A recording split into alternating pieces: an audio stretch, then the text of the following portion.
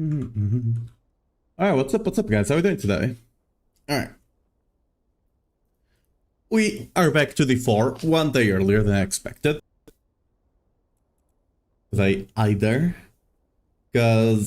I was not able to get on PC. Also had a small headache by the end of the day, but that was not the reason. Just kinda happened and well, it was a kinda good coincidence that I was not able to stream.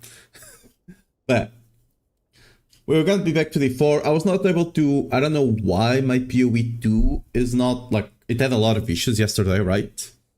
I even tried to play it a bit without streaming and stuff like that, and the issues were still there. I just think streaming made it even worse. I don't know why when loading into zones, I would just spend like 2-3 minutes waiting for the zone to actually load in a black screen. I probably will have to reinstall the game or something. Like, the installation is just having some issues or something. Since we're coming back to D4 tomorrow anyway, I couldn't be bothered. So we're just gonna farm a bit, set up some of the stuff for the event, because I do want to play the event. We'll be playing the PTR whenever it comes out, the first couple of days, but I do want to play the event a bit. We might jump into the event earlier, I don't know, we'll see. Regardless, on today's stream, we're just gonna be farming a bit. I have a bunch of boss keys that I just need to go through. Oh yeah, I was testing something here. I have a bunch of boss keys I do need to get through, so we're probably gonna be doing that today. And maybe theory crafting some of the build stuff for whenever the PTR comes out. That will probably help. On that note, I do need to do something about all of this stuff. I need some inventory space. I'm probably gonna create another alt for all the... I did need to put those up for sale at some point. But for now... Oh, we are full. Right.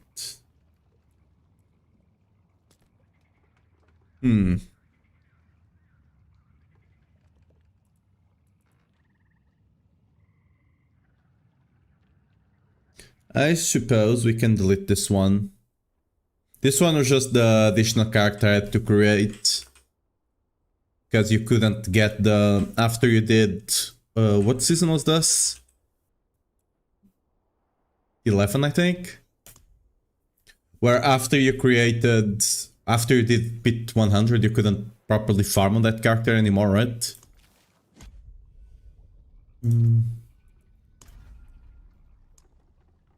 Unique ammo mill. Sure, whatever. You're a rogue player, trust, for like 1 minute. We can be a rogue player for 1 minute.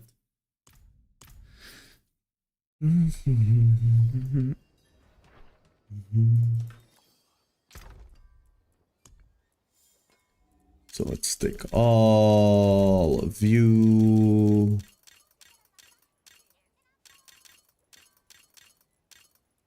What do we have here? I might need to clean this up a bit as well at some... Ooh, this is a very good one.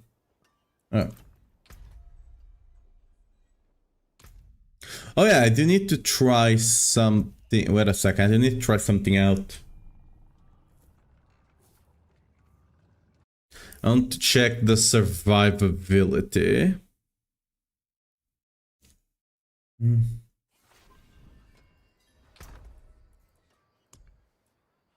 Let's put this one back in here, because I'm gonna need one of them.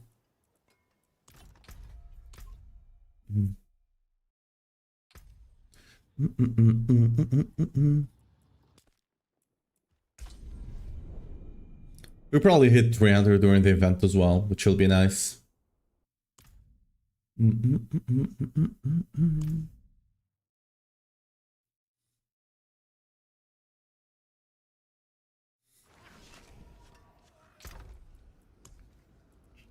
Okay, see, where are you? I don't think I have a charm of this, right? Oh, I did have one. I mean, it's a bad one, but I guess it's good enough to test with. Or I could just make a new one. I could just make a new one. And I will.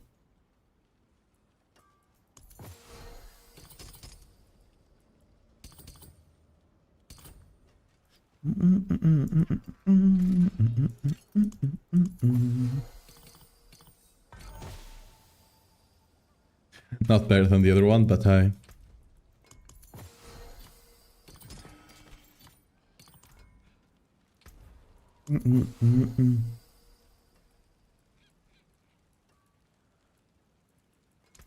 Nothing good over here.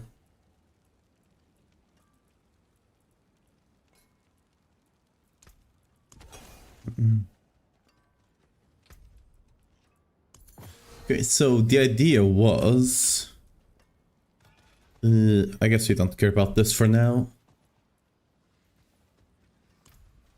We do need a random amulet to test things with. Let's put you in. Let me put the socket, the gem on it, because it could make a difference. Bring me a challenge next time. And we needed...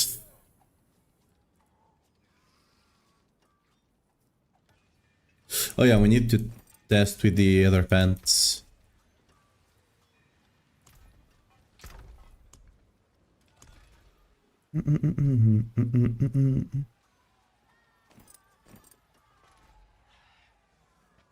So we needed to fix this pants, right? We need to make them...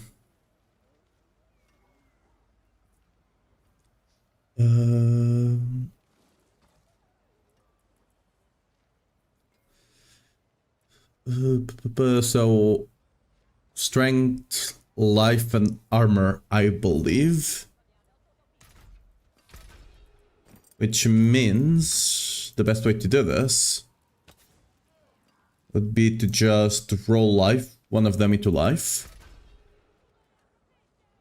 What's up, games? How are you doing? We're doing great today.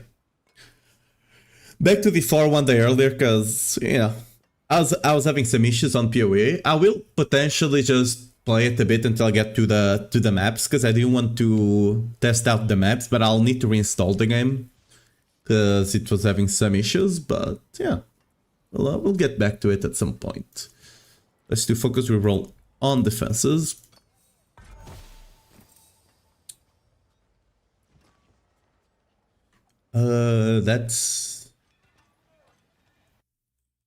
I think that's a really good roll, right? How much is that? Well, if you wanna check, like I'm doing here, if it's a good roll or not, you can just, you know, bring a calculator in and put the number, so 2960, and divide it by 1.25, and that will give you the original value. So that's not a bad roll. Which means you can just roll the life now.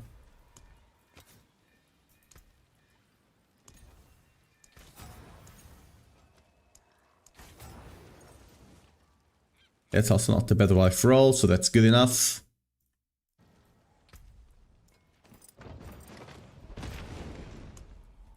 Just running a test here to see if this would be viable enough, because we're gonna be taking a lot of burn damage to be able to run this. And of course I'll need to get a new one. I'm just testing survivability right now.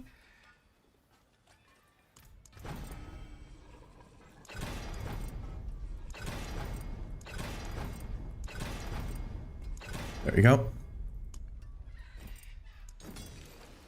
Anyone asks, tell them it's from Skovos.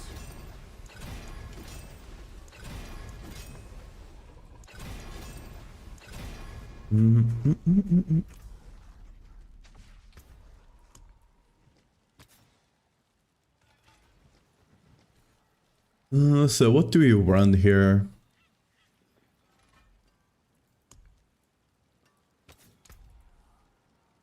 So we can just run expected heavenly strength. Heavenly strength.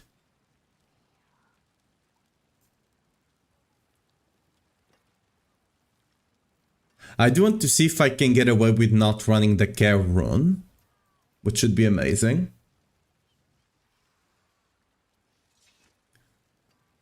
So let's try not running the Karuni yet, in which case we would be running this one to give us regen. Ancients watch over this. That should be enough, a good enough test for survivability.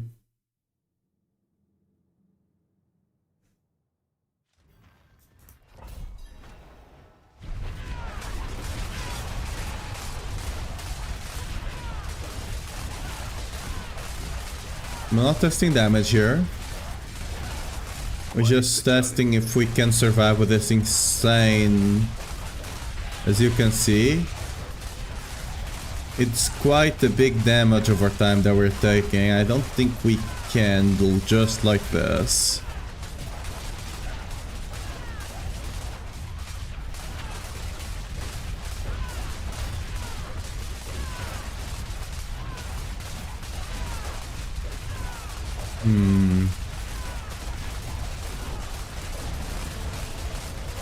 I mean, we're not dying.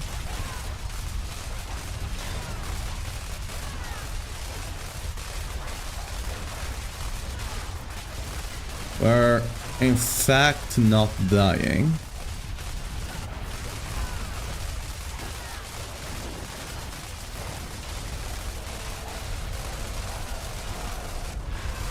No, I mean, I stood in the explosion there.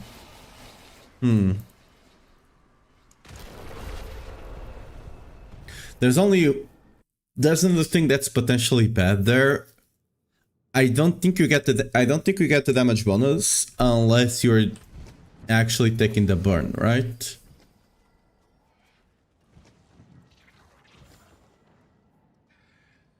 I mean, as long as you get hit every 8 seconds.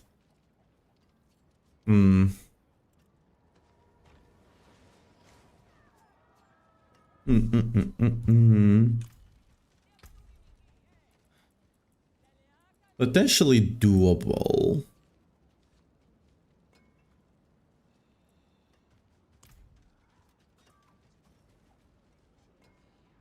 I mean, there's 2 ways we can go about this, actually. What brings you to the ancient island? Just put the random aspect here so we can make it... Wait, do I want to do this? Can I put an aspect without it being... No, I can't. Whatever. We're gonna waste 1 amulet. That's fine. Let's put a random offensive thing here. It doesn't really matter.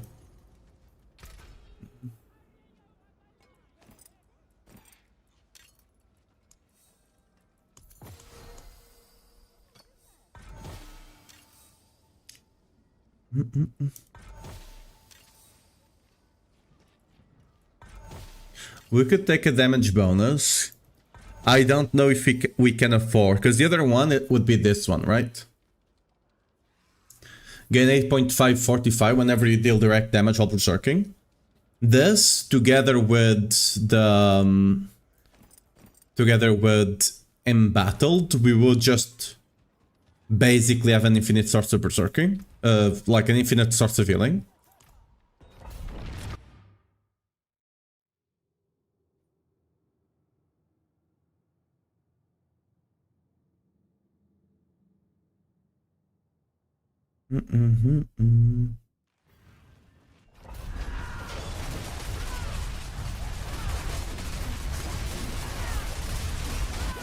Oh.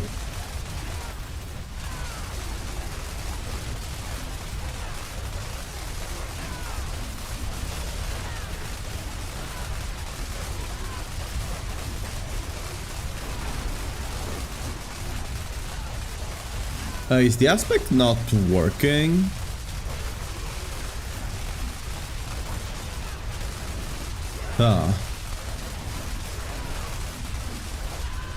That aspect is definitely not giving us a... we are taking an insane amount of damage there, because I think one of them was lightning.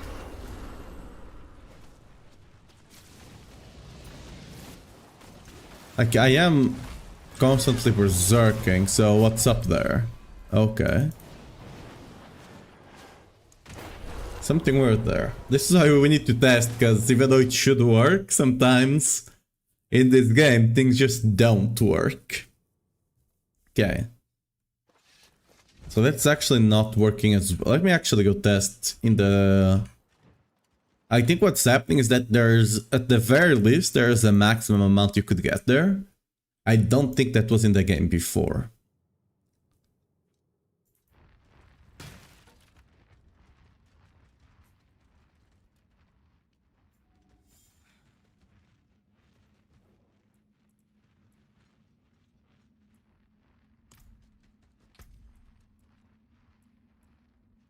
I don't have enough Fury regen this way, right? So I was just gonna have to take this off for a second.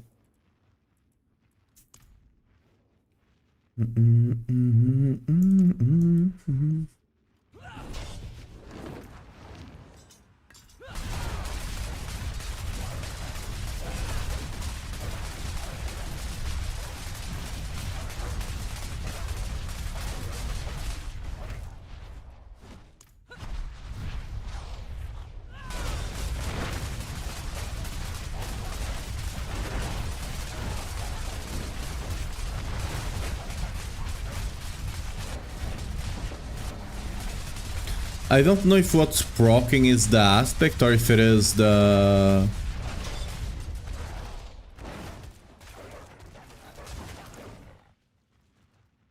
I don't know if what's no, it's definitely the aspect because it just doesn't proc often enough, right? Yeah, it just doesn't proc often enough, which is the problem. So that's a no-go. The other option is to just mitigate the damage even more, which you can accomplish by This should be interesting. just putting Avalanche Strength on this one.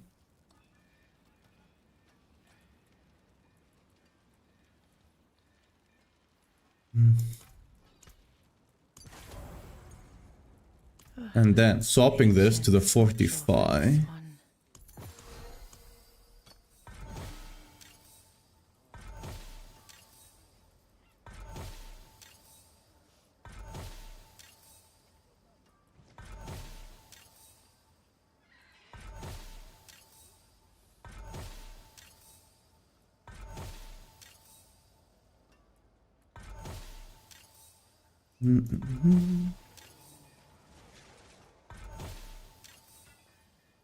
Dump it 132. I can go any further with a select build, and I'm not motivated to farm for Banished Lord build. That's a good season though.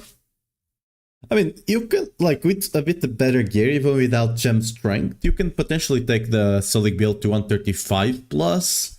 But yeah, at some point, you're just gonna have to get gem strength, or else, yeah.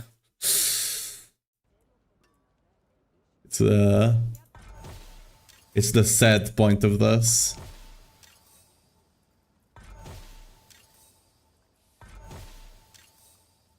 What's up, Patches? How you doing? Gotcha.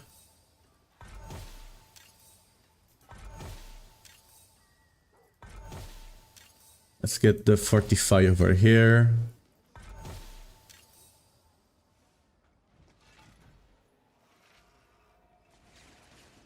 This would potentially be a good one as well.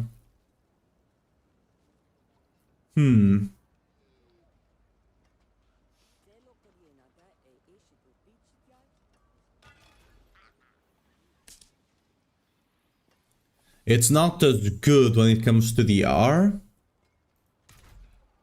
but it does make Challenging Shout last longer.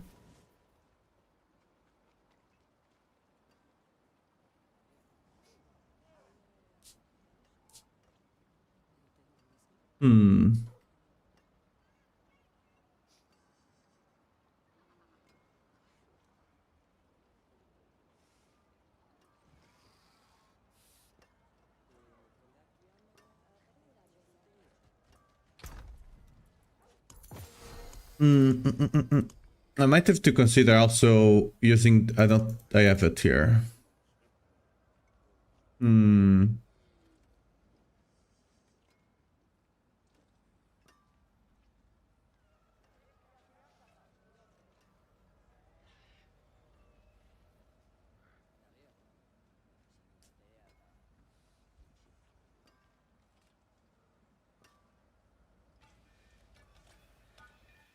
I could consider running a Crucible set simply because of the defensive side of it. Not so much for the damage part.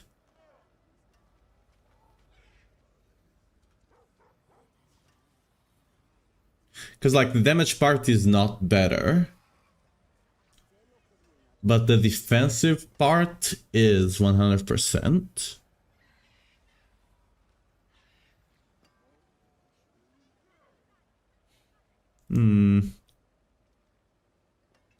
GG, yeah? Yeah, also doing great. Thanks for asking. Okay, so, because like, this thing is... Let's not account for the attack speed right now.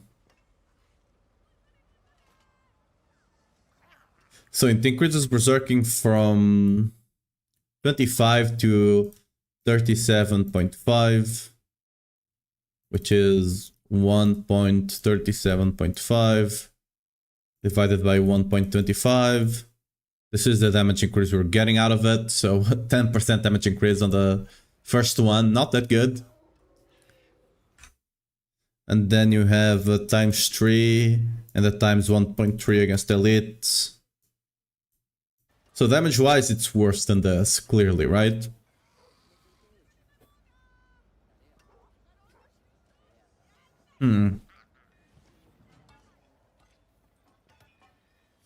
It could potentially make surviving easier though, which is the whole point. By that point, we're giving up so much damage that I don't think it's worth it, right?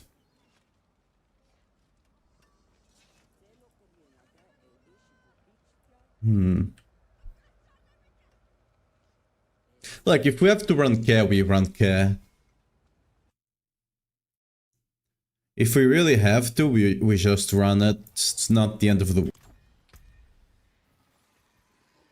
If we have to sacrifice a lot of stuff for it, it's just not worth it. And sacrificing all that damage by swapping sets is definitely not. Before we try it, I will try with just changing this.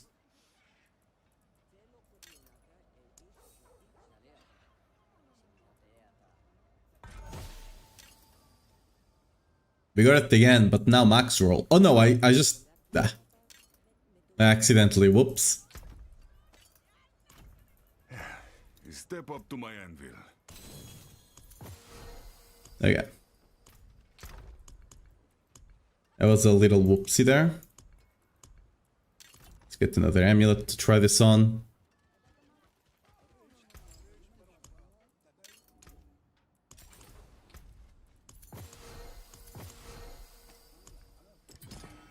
What brings you to the ancient isles? Give it a random offensive, please. Not one that I already have.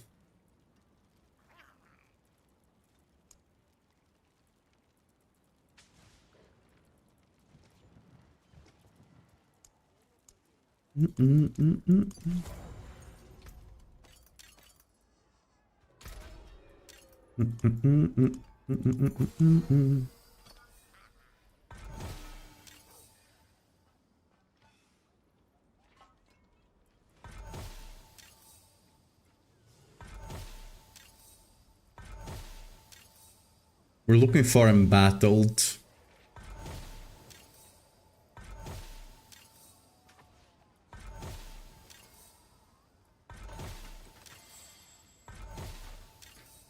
Because embattled is the only way we can actually tank all of that damage over time. Because we need regen to counteract it. That's kind of the only way you have on life builds to do this.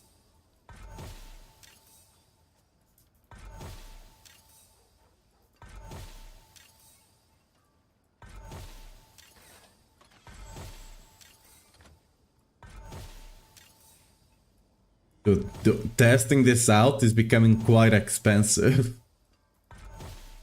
Oh.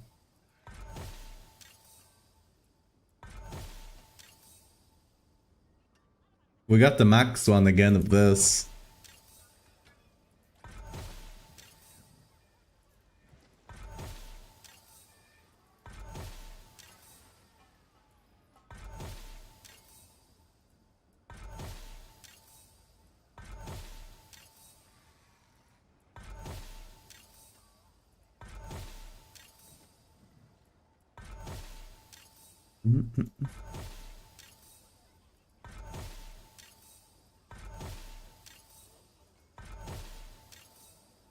There we go. I guess I should have...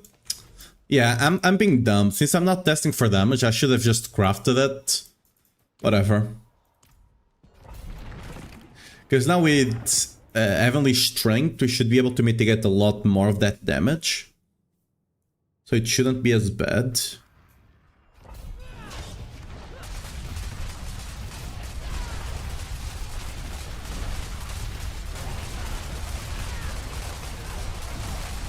It's still really tough, huh?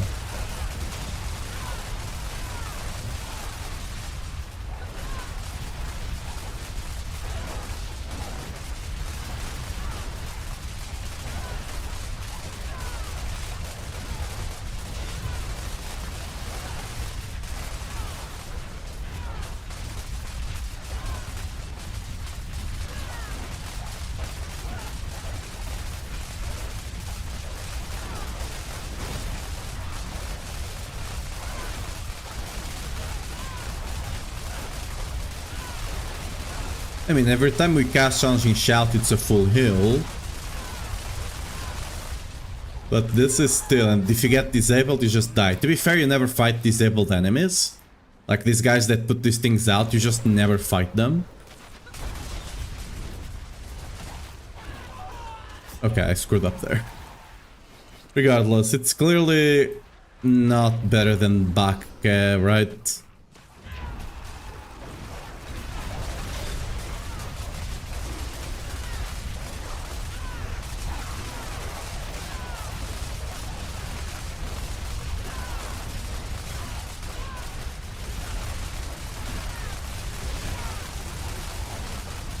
Like, it works, but like... Baka, it's probably just gonna be better. What time does the Gov event start? I think it's tomorrow. It's not today. Probably around 6 PM GMT. That's normally where it starts. Okay. So, the other option, right, is doing what we're doing to begin with, which is doing back cam. Problem with back cam is that we need to fix vulnerabilities somehow, and we don't have a lot of ways of doing it. We have a way. We can get vulnerability from here.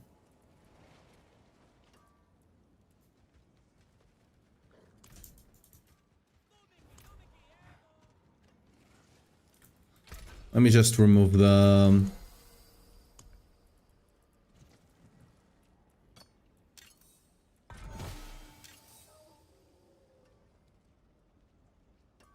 Sure, whatever. That does nothing. It's good. Like, we can get vulnerable from this. From a cursed touch, right? May you find your way back. Because the only other... don't forget to repair, it's fine, don't worry. The only other way we can get it, and to be fair, we're losing a bunch of resists here. Got a bunch of armor because I don't have strength, but regardless, we don't care. That's not the big difference here.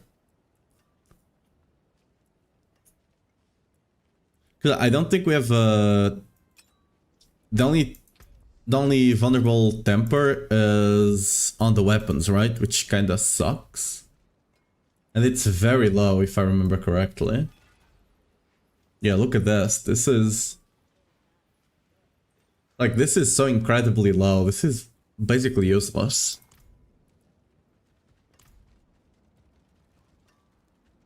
Let's say, like, with Masterwork and stuff like that, and GA, it gets up to, let's say, 7.5,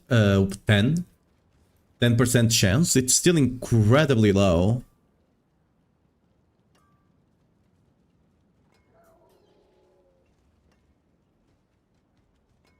Like, even if it's 20% on a two-handed weapon, might be good enough, actually, 10% on a two-handed weapon. But now we need to fix crit somewhere else, which is another issue.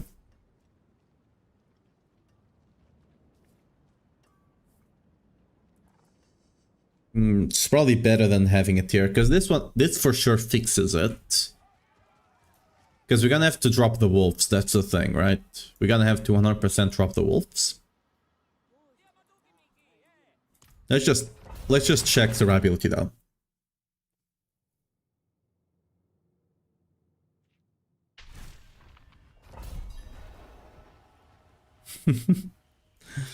And what are you doing here?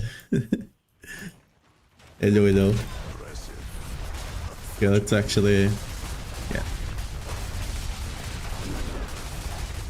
As you can see with K, like, K is just insane, just solves everything.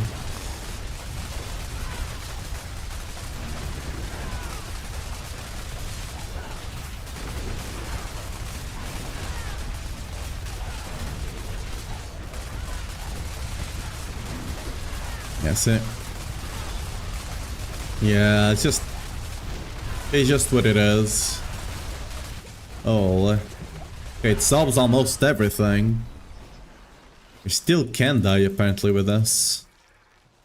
Because the whole issue with this thing is that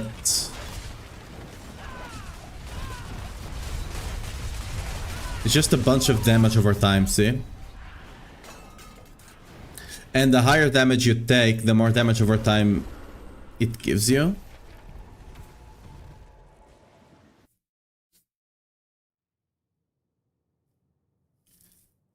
It's quite hard to run this.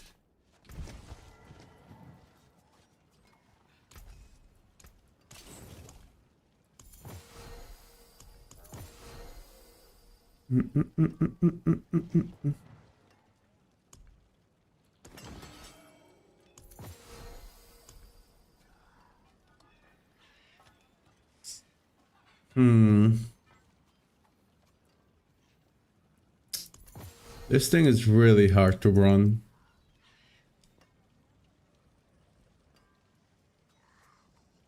Like, you're basically just taking 200% more damage. Granted, it's fire, and you're already stacking a lot of fire, like, resist. But even then, it's a lot of damage.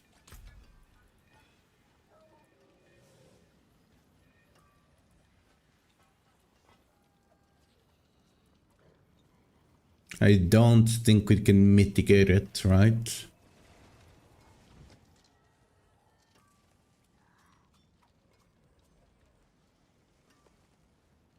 I'm fairly certain some of this damage mitigation is not applying to that burn as well. I don't know which one.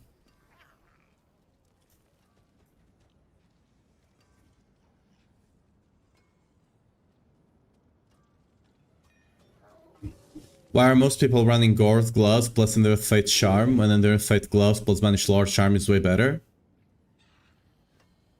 I don't know, because some people are recommending it instead. Like, it's easier to get going, because it's easier to get a charm, but at some point you should not be running it. Like, early on, it's easier, because getting a charm, it's much easier than getting a gloves without life. But, yeah. It's just people being misled a bit. It is what it is.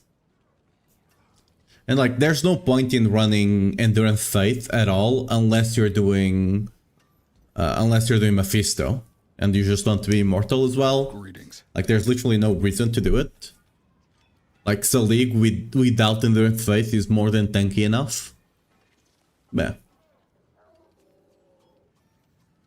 Do I think it's possible to immortal season 14? No.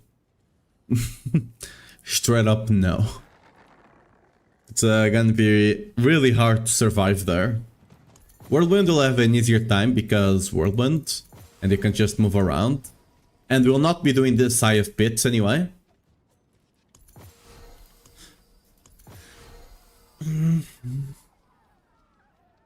Yeah, I don't know to what degree I can get away with running this.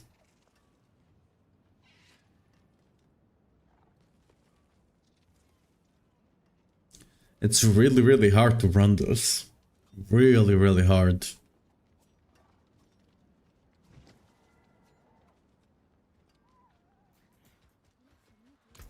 Like, the damage just keeps scaling and scaling and scaling and just adds onto each other. And after like 10 seconds, you just kinda die. It's fun, said that Whirlwind might not be that good on Season 14. I mean, Whirlwind is still gonna be speed farming T12. The current power level of, like, is just way too high.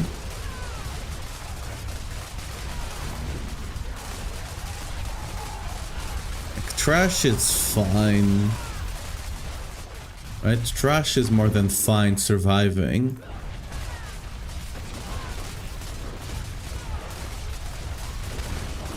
Granted, I was not looking at the elites we're pushing. Maybe we're pulling really dangerous elites.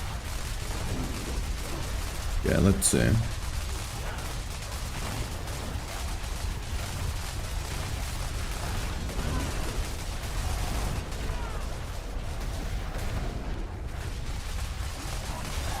And we're able to survive here.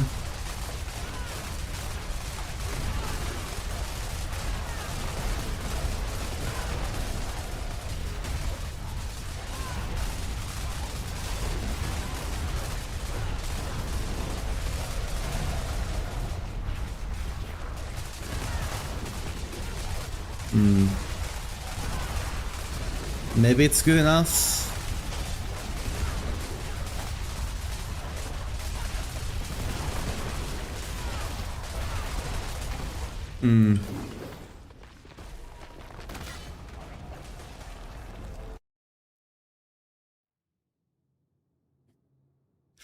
Like, people are definitely doing a lot of Doom and stuff like that. Like, way more than it's worth.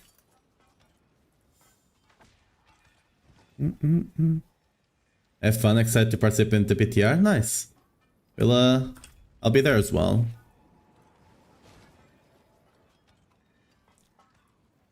Because the big issue is regen, right? Can I fix regen in any way?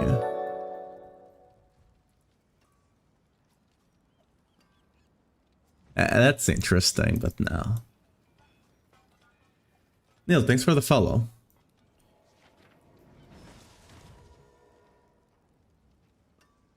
I no longer grants barrier. Okay, rep.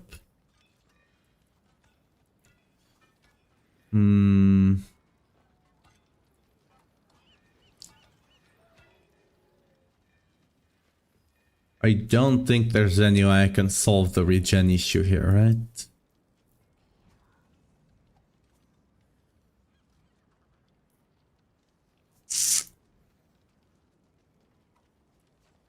Because, like, it's doing okay on 140, but that's, like, once you get to 150, that's not gonna be enough. We're just gonna die. This is way too much damage. Like, way, way too much damage. Because I don't think it's getting... I don't think it's getting mitigated again as fire damage. Because if it was getting mitigated as fire damage again, the mitigation would be much higher.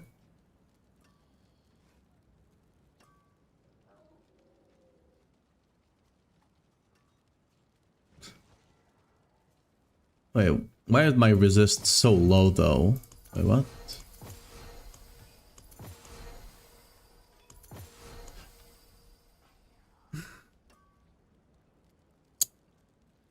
I just realized earlier I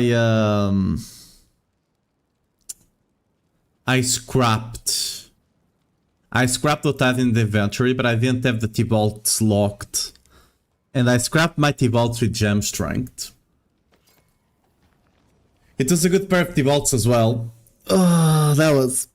that hurt. I should have learned by now to have all of this protected. I should have learned by now. Well, RIP. Really got tier T-bolts that I had. That sucks really hard. Let's see if there's anyone selling a good pair of T-Bolts. I don't have the trade up right now. I'm sure I have a bunch of messages there, but that yeah, that's unfortunate.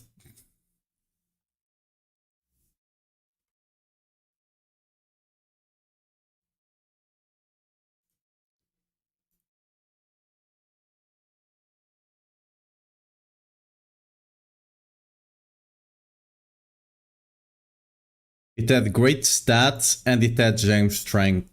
Gem strength is not the best one, to be fair. Like fizz damage would be better than gem strength, but it's like, or yeah, it's like the second best you can get there. So that's definitely unlucky. Let me see if I can... I do have a good amount of gold right now, so maybe with some luck there's someone selling a really good pair and I can buy it.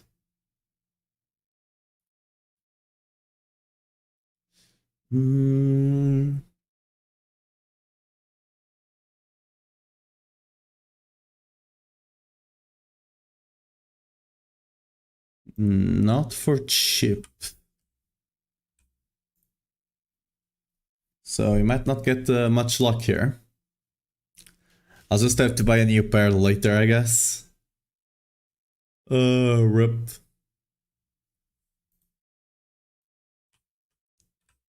It be what it be. It definitely be what it be. Well, I do have a couple of random T-Bolts here saved up to try and do 3-2-1 on them. So I'll just use one of them for now. Oh, that's the only pair I actually have right now. Oh no, I do have another one here. I guess this one would be better for now.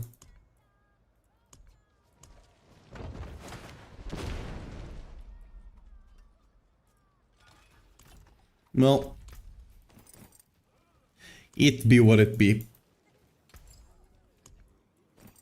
It's the second time this season I accidentally delete something that's really good. So I should have learned from my mistakes already. But, yeah.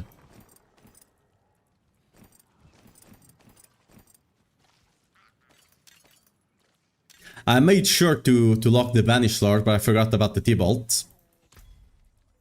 And we paid the ultimate price, it's gone. I wish they had the mechanic of, like, in WoW, if you delete an item, no matter how you delete it, you sell it to a vendor, you disenchant it or whatever, you can, like, do an item recovery every, like, 2 weeks or something. That would definitely have helped.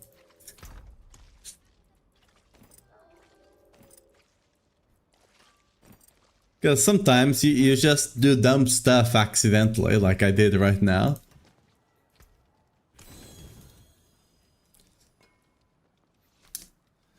What can you do? Step up to my anvil. There's a really good T-Bolt, like a really good one as well.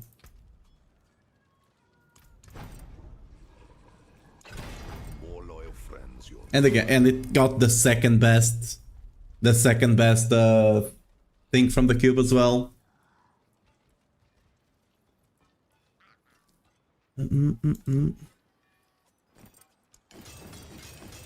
That is a scary craftsman. If I roll 3 ancestral items, will the new one also be ancestral? Yup.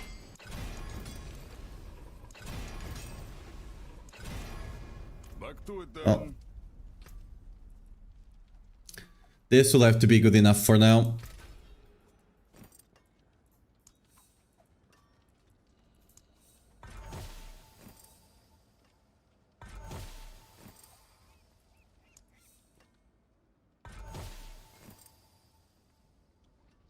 Nice, I guess. Oh well.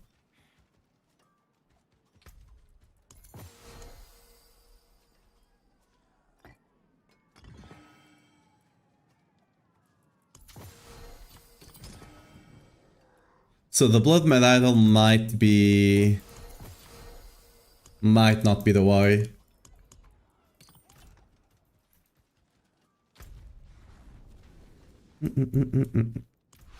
Let's just get a couple of whispers going.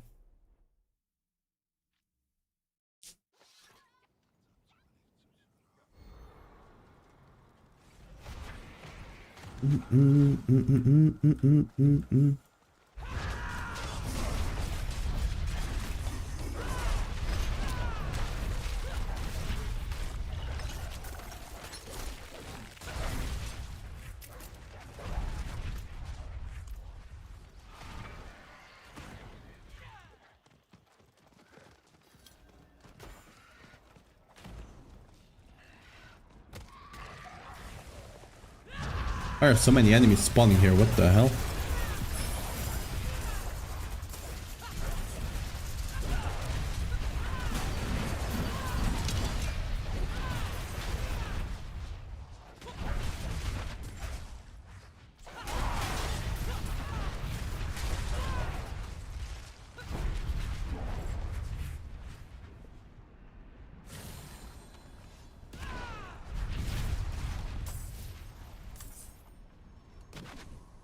To be able to run that setup, I either have to run Starless on the push,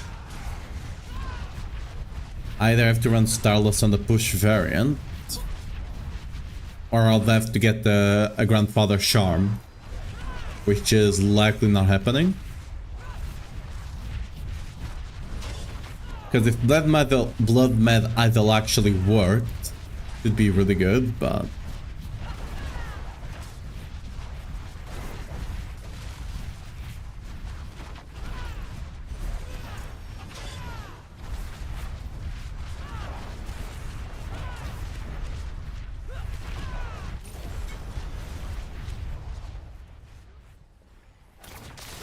we cannot get tanky enough without major sacrifices to be able to run it.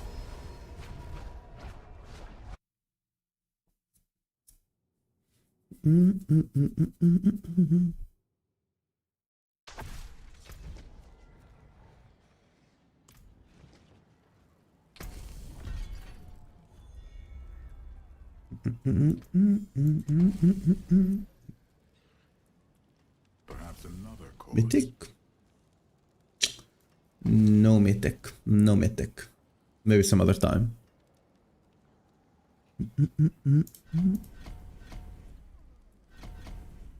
We'll do this later. Go with you. Step up to back to it then. Let's go to Greg.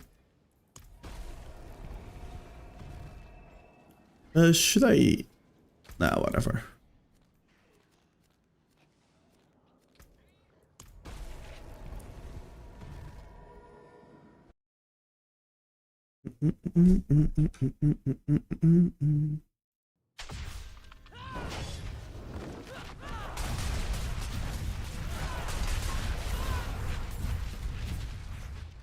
How do you farm T-Bolt? Using the cube.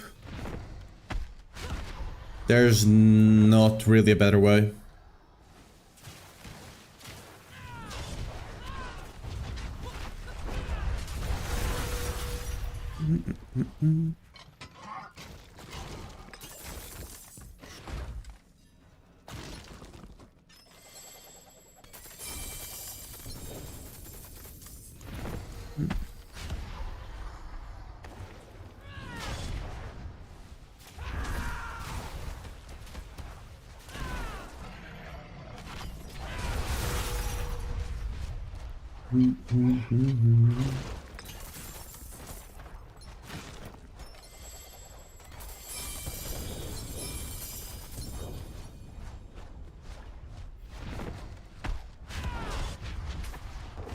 We might have to go back to the cooldown strat with Iron Skin then. Might just have to be that way.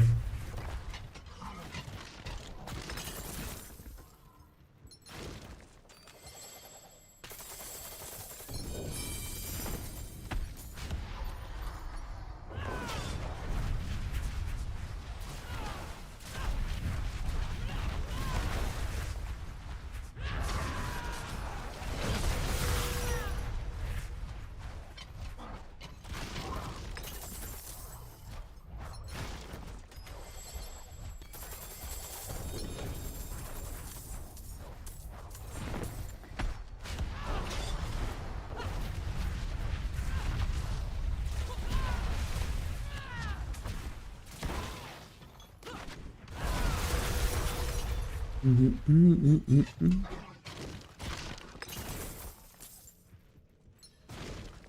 were nothing.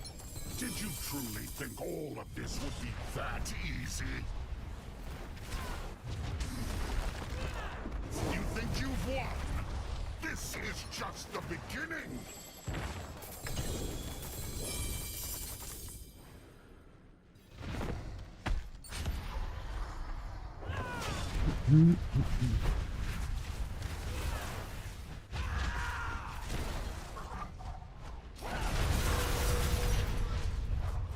Like, it would not be hard to farm a good pair again of them, if it wasn't for the fact that I'm spending a lot of those resources that I need to craft them on Banished Lords.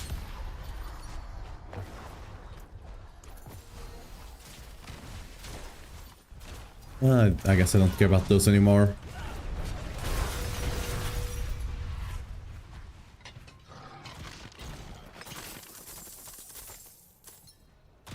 They were nothing. Did you truly think all of this would be that easy?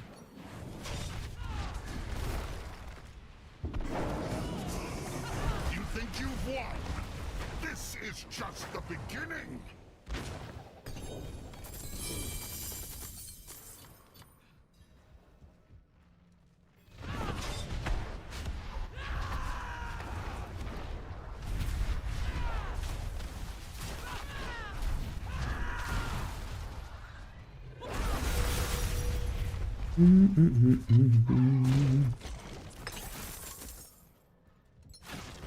They were nothing. Did you truly think all of this would be that easy? You think you've won? This is just the beginning.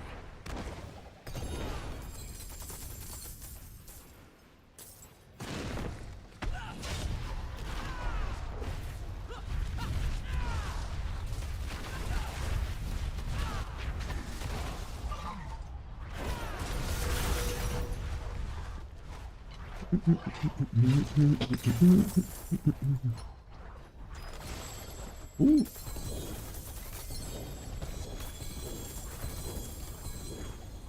It is what it is. We're not gonna waste time because this thing is gonna despawn if we try to pick that up. We will go to town though, just in case we get a second portal.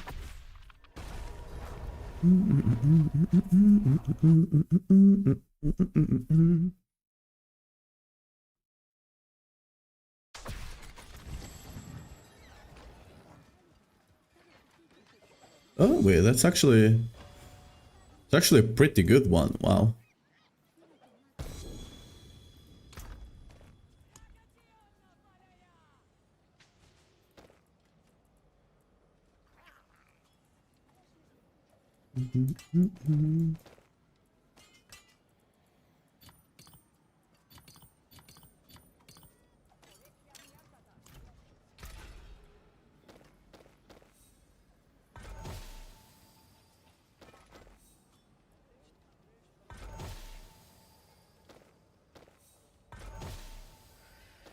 Oh.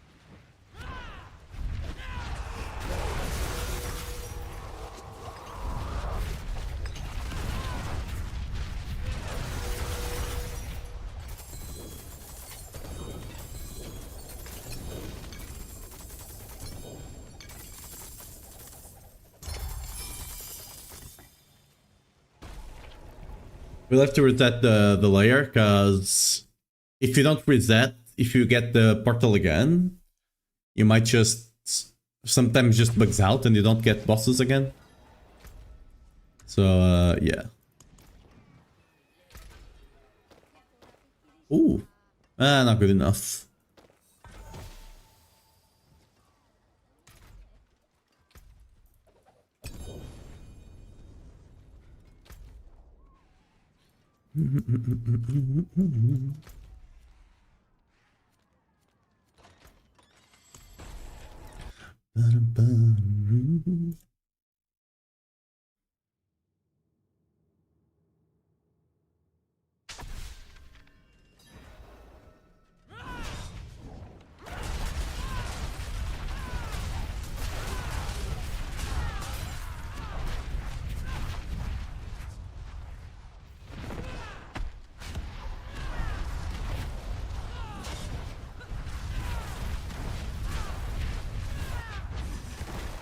I didn't have TP.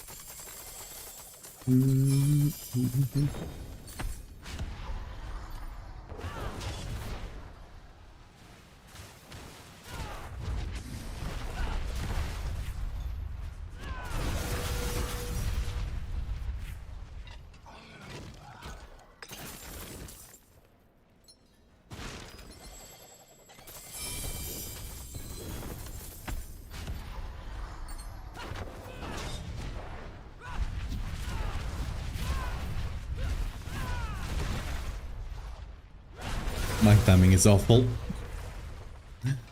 Got them.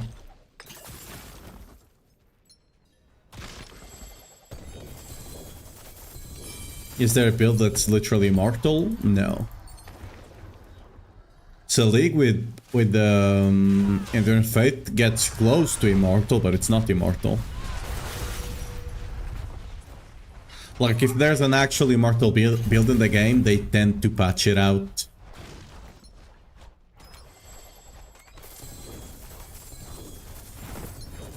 Some mechanic is so annoying, yeah. If I time the TP properly, can avoid it like this. Because it gives you unstoppable for like a second.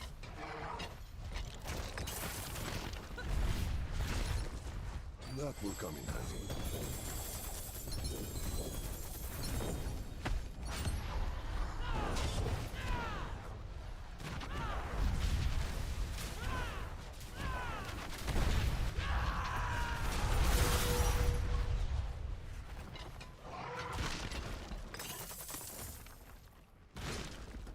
They were nothing. Did you truly think all of this would be that easy? Same thing here, but we killed it anyway.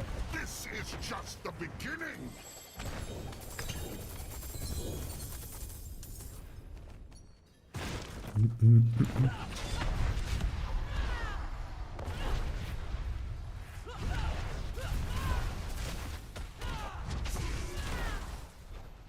A lot of people that have just played the Soul League within, especially the ones that were playing Soul League in the fight, are gonna really have a wake-up moment next season, though.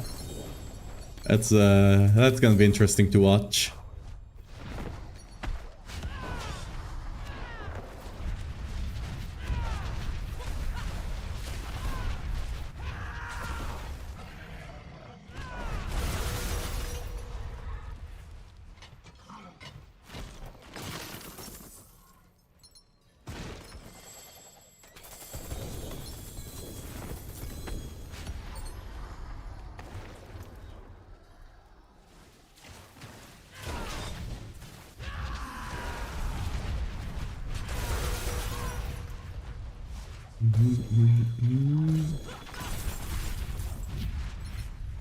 They were nothing.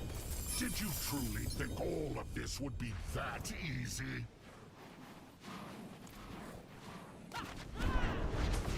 What? He does the first wave. What scam is that? This is just the beginning. Ooh, that's an interesting one. If only this one had vulnerable damage. That would have been amazing. Oops. Wait, can I still open this? Yeah, I totally can. Wait, what?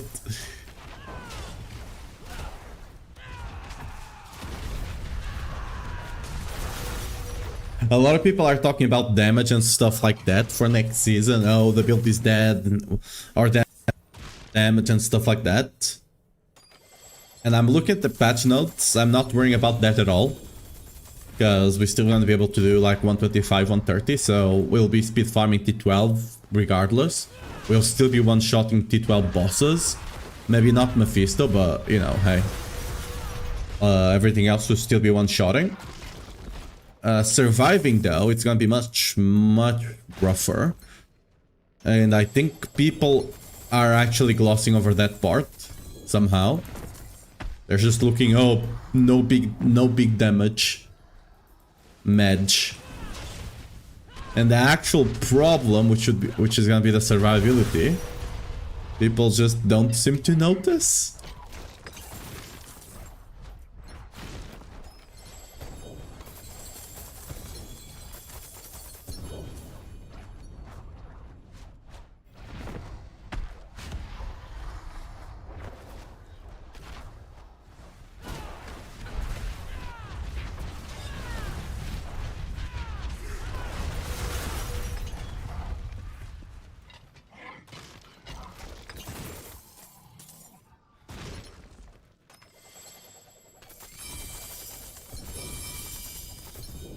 I mean, you gotta remember that sometimes what you see is only the best parts, right? You don't see the bad parts there.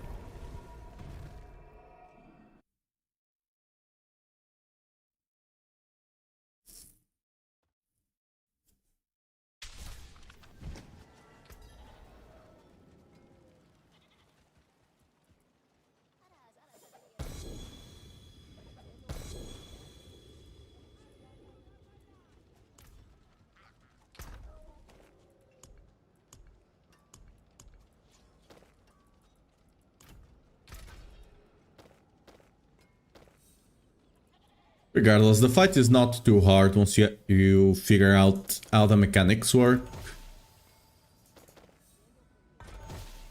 There's one or two things that are a bit bullshit, but even those you can learn to play around them.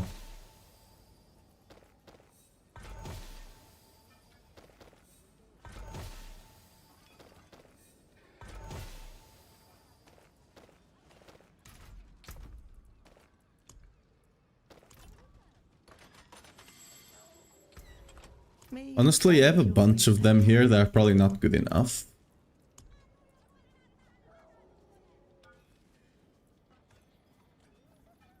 Oh, this one are actually quite decent. Should I just run this ones? Like, they have the right stats, just sucks that Vuln and crit chance are kinda low. But they definitely have the right stats there. Okay, this one is not good enough.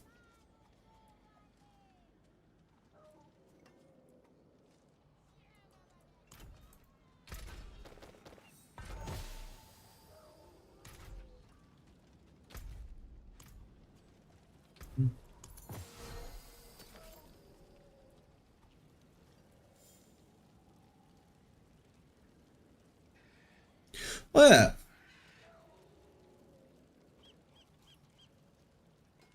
I do have the option of just running a Ramaladness as the charm.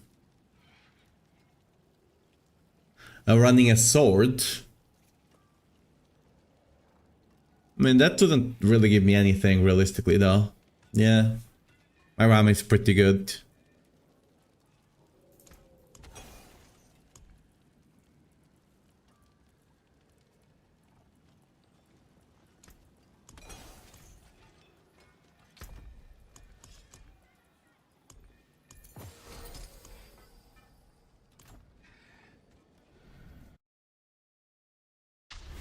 did laptop sometimes from it's just so bad I can't dodge anything.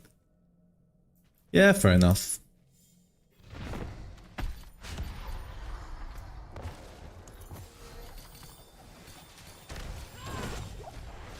I have your back, friend.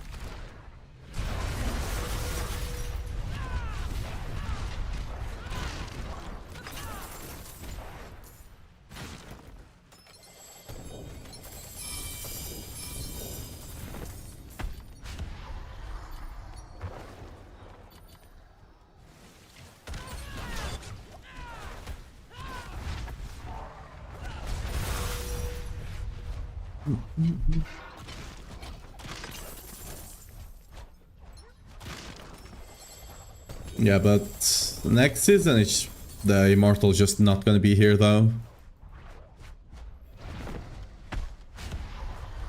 They nerfed Endurance Fate. They nerfed Selig and they nerfed our passive.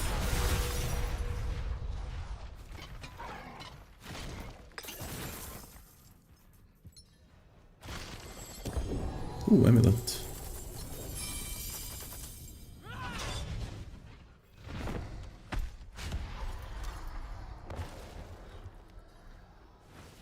Not good enough.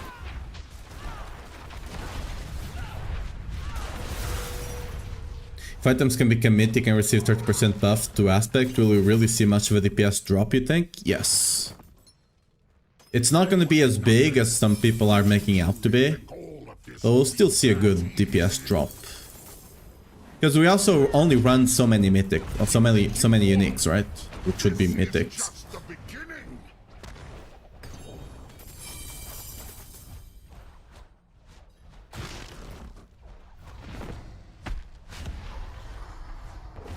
I mean, next season, if, like, the thing with Selig next season is that you'll actually be able to get good stats on it. Because Selig has really awful stats, right? You'll be able to potentially get really good stats on a Selig, like getting vulnerable damage or crit chance, right? It'll be very big. It's a big gamble though, because you cannot roll the stats. And with you being able to get the RAM up to 0.66, that will be a lot of damage. That being said, I doubt the survivability will be there. That's gonna be the issue.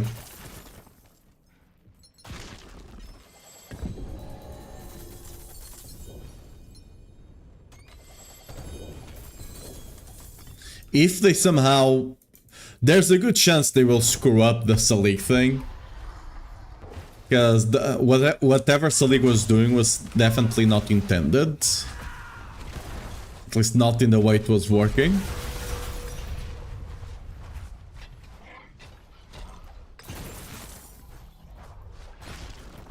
They were nothing. Did you truly think all of this would be that? So we'll have to see what they actually do there, but...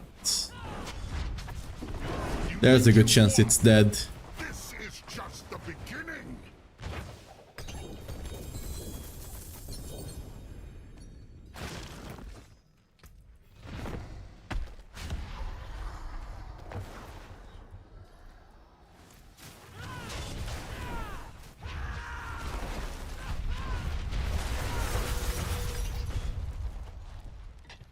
Yeah, for Whirlwind, for example, what we'd run Tusk Helm for sure.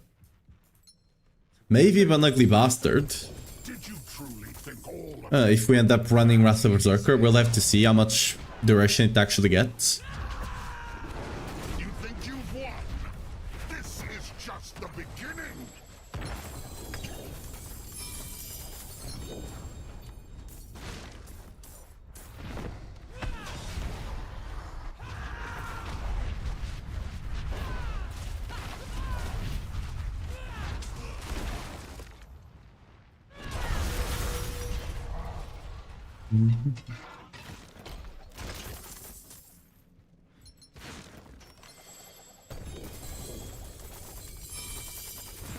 And then we run Brahma.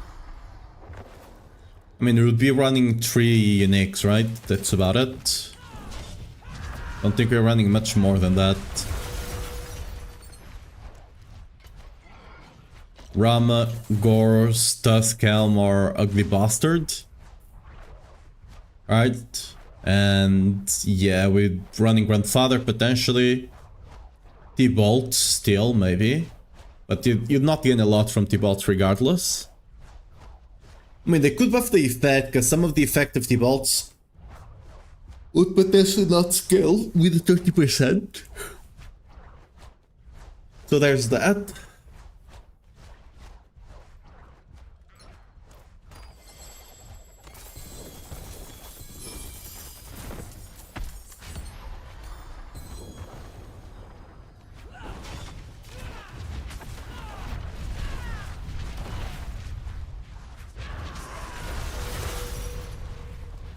So it's not like we're getting a lot of them, and as always, you're scaling a already existing multiplier, which is not better than having a whole different multiplier kind of situation, right?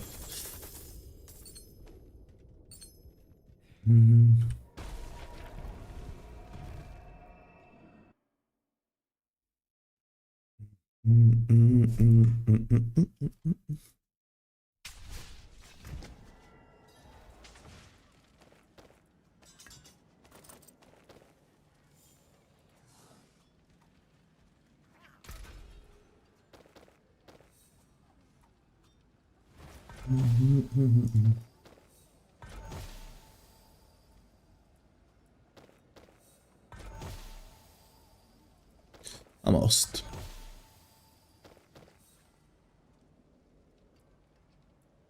Wait, why is this? Why did this become a non-ancestral? What? Okay.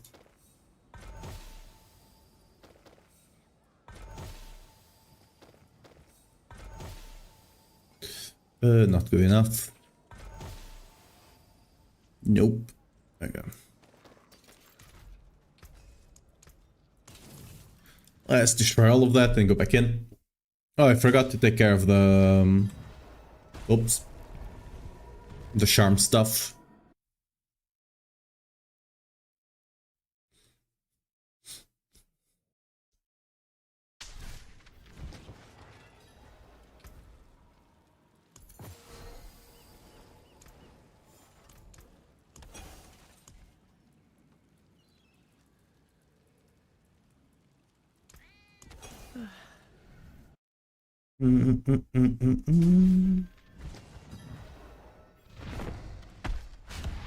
I mean...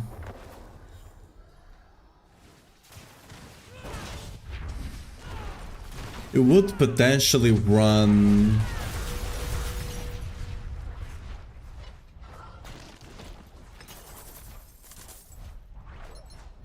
there's a point to be made around LoH runs, maybe.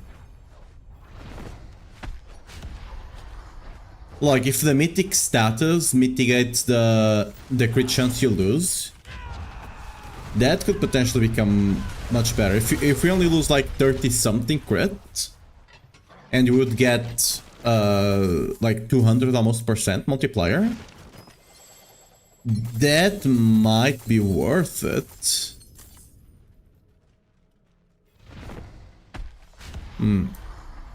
A viable Firebleed build with Shattered Vow? I mean, there's already viable burning builds already. Yeah, Shattered Vow is gonna be like the meta next season is almost for sure Shattered Vow. Give me a second here. Oop. Oh, there you go.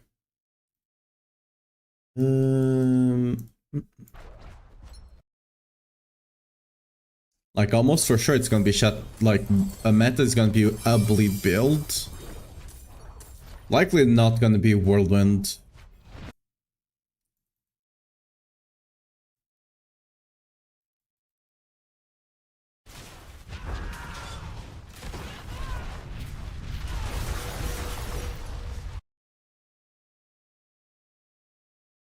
I can see Whirlwind being used to proc the Bloodletter set, which would potentially, there we go, which could potentially be quite good to proc a bunch of ruptures. But yeah, that's more theoretical than anything else right now. We'll test it out on the PTR tomorrow, but do not get your hopes super high.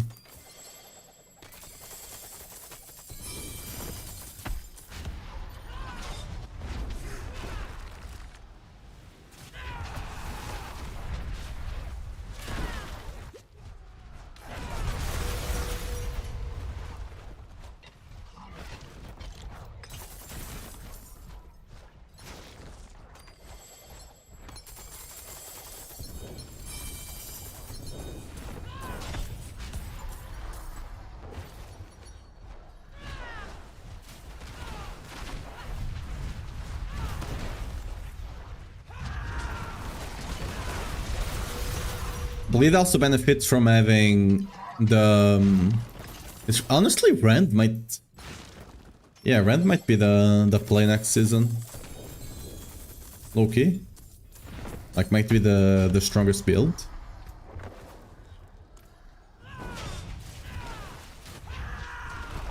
Because it does have multiple uniques that you can use, right?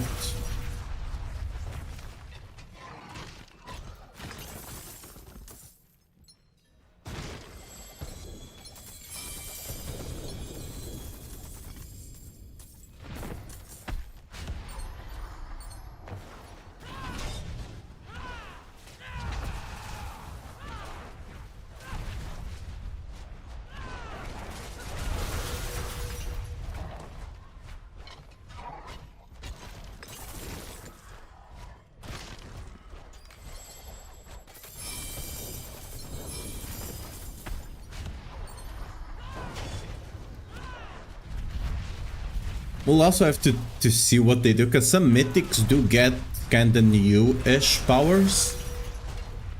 Once they become mythics. Not necessarily new, but like expand the functionality of their powers. They don't necessarily increase in power level, but depending on how that functionality is expanded, they could be used in different situations.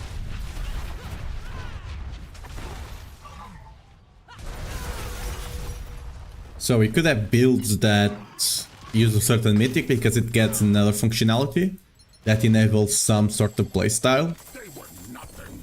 Did you truly think all of this would be that easy?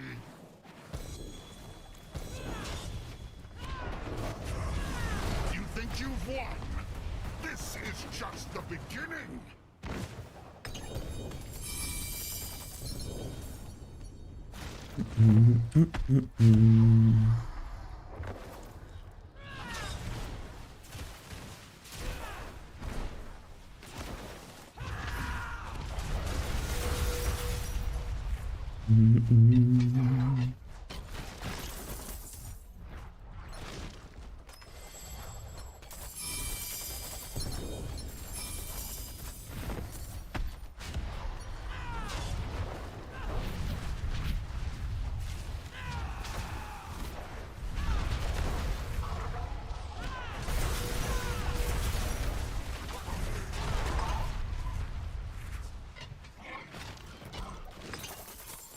Oh, that's actually prepare a planner for that bleed thing. We have to go to town anyway, so good timing. Okay. Let's kill our inventory and then we're gonna craft a bit on that build.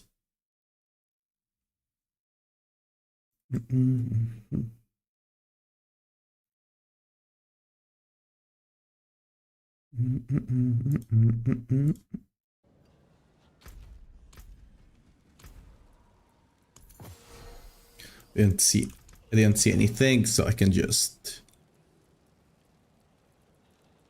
oh. Not good enough, right?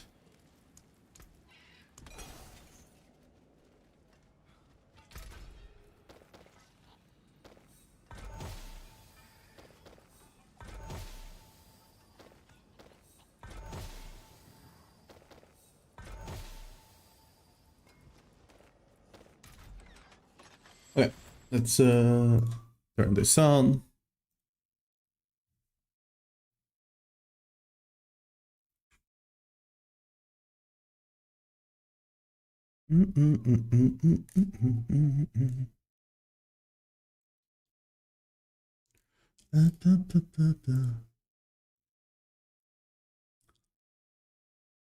So, first of all, let's put whatever here.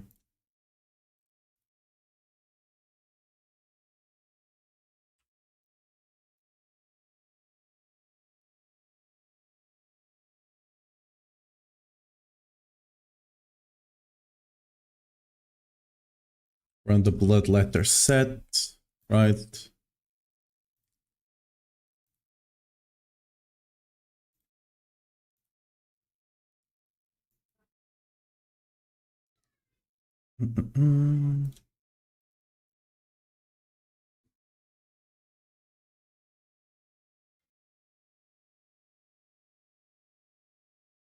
There and Phobum.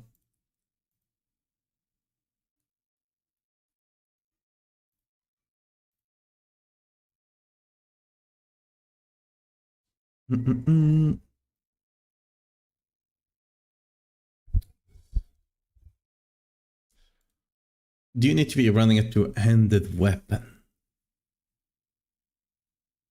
I mean, you can get weapon damage on your...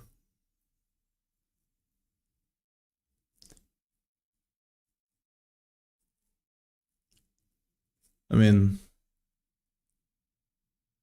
Question is, will we be running our blood?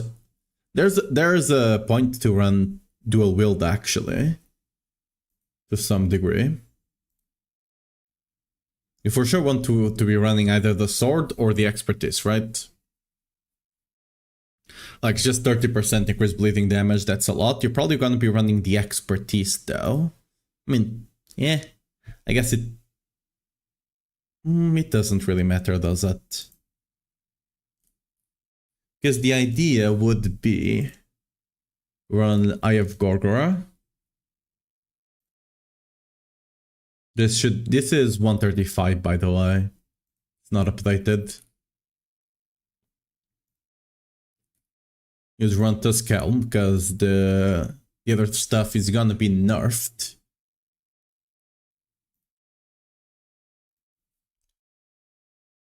The chest armor, I would love... We'll have to see what they do with Rage of Argath, because Rage of Argath... Again, this was one of the issues with the patch notes. They just nerfed a couple of stuff of the outliers and they didn't fix the things that were broken, like, for example, Rage of Argath. Rage of Argath is not actually doing what it says here. It just gives you cooldown haste like it did in Season 11 and 12. So you'll just be running a legendary chest regardless. And the whole thing, the whole idea is that you're proccing a bunch of bleeds to proc Rupture, and you're actually doing damage with Rupture, not necessarily with Whirlwind.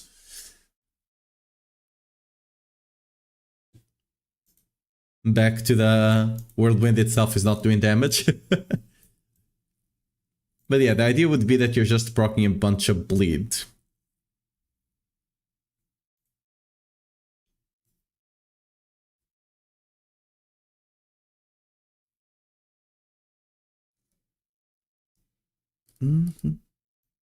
You can put points into Whirlwind, because why not, but yeah.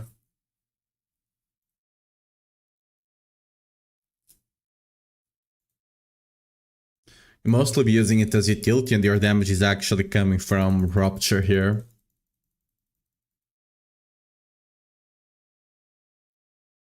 That's where your damage is coming from.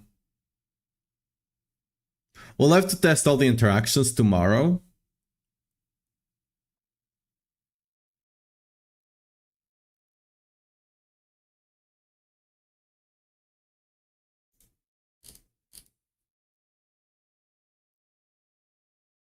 This is actually such a weird thing. Each enemy hit... Okay, so it's better for single target. Fair enough, whatever.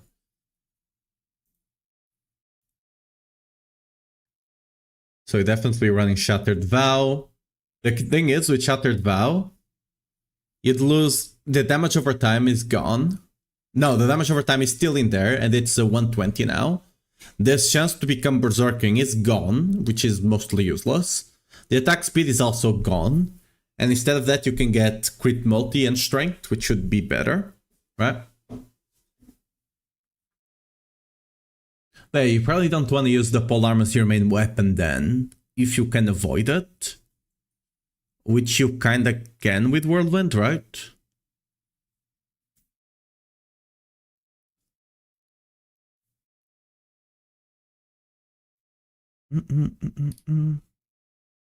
Just get some basic stuff in. So you'd use potentially... I mean, I guess it's gonna depend if Crusher is fixed or not. For now, let's just assume it is, even though they didn't put it in the patch notes, but they often don't put that stuff in the patch notes. So, yeah.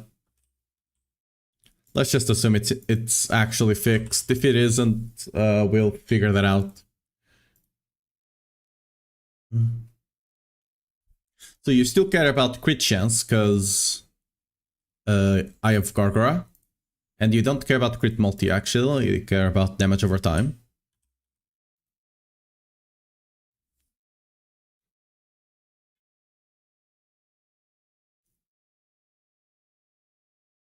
I mean... With that being, do you care about crit chance? Because you could just not run Eye of Gargora. This comes the only helmet that survived, yep. Basically, every class helmet apparently survived. It was just the general helmets that got gutted. Which is weird, people are just gonna run the class one, but hey.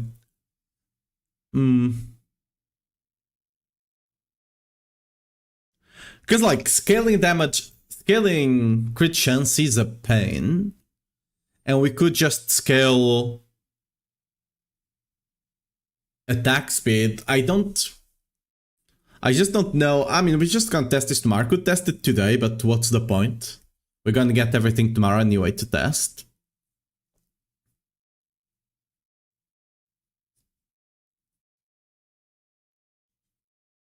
Because scaling crit chance just for Eye of Gargora, when we could be taking more damage. With crit chances at 50%, at least not worth now. It's only worth if you start getting like 80% or stuff like that. And there's just actually better things that you can spend, you know, that damage on instead. I mean, it's gonna become better as a mythic, right? The question is, how much do you care?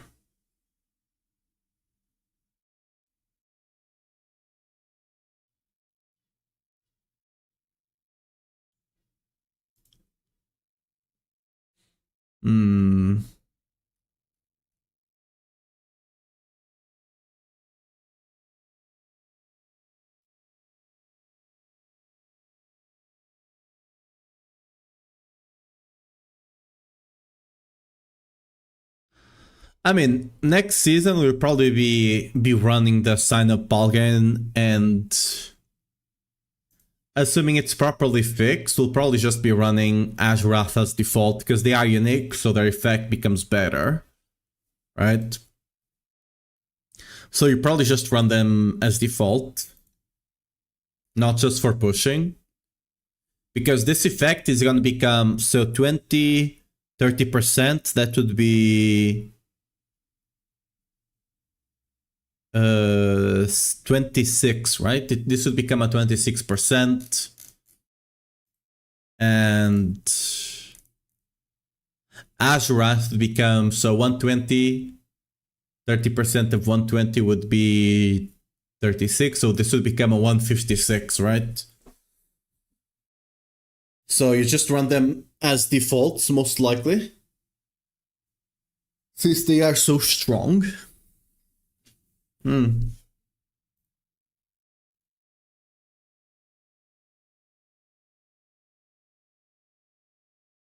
Okay, instead of doing this, let's actually...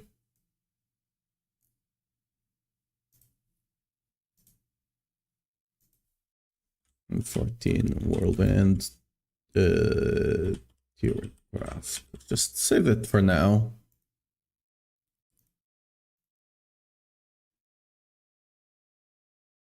Because the problem with bleeds, right? You can only keep one crafted mythic, just drop them. Next season, you're gonna be able to target craft almost everything you want on uniques. You can equip all the mythics you want, but you can only have one crafted one. But if you drop them without being crafted, you can equip them. So you just gotta drop them, basically. Okay, let's... I don't know why I even copied, but...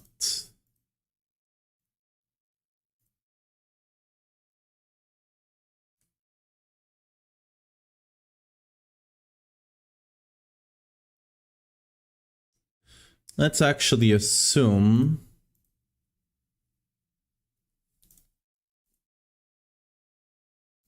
let's keep on the bleed for now.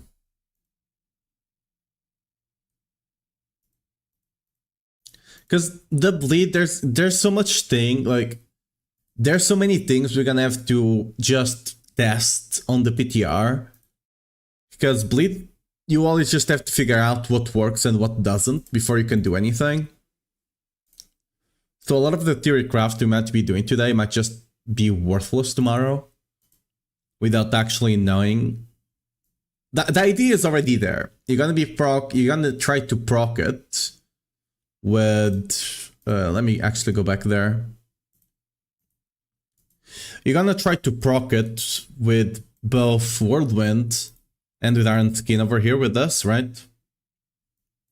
And you're gonna be using those to proc a bunch of Ruptures. That's the idea, right? But there's a lot of things we need to... might be a contender in Season 14 with Third Blade buffers? Maybe. Maybe, yeah.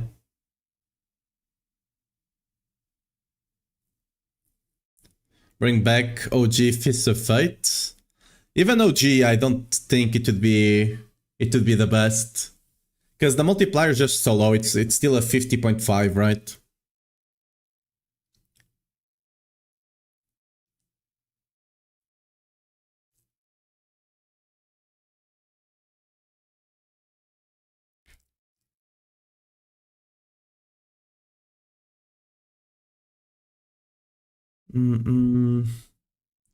Regardless. I do think Grandfather will see some action, because it's still a big multiplier. And it will just depend how much crit chance it gives you, right? Depending on how much crit chance Grandfather gives you, we might actually be able to consider, for example, running a Locrans. This is 150, by the way. And it will also depend on what the upgrade does. If the upgrade reduces this number by 30%, it might not. It might just touch here, which is the most likely.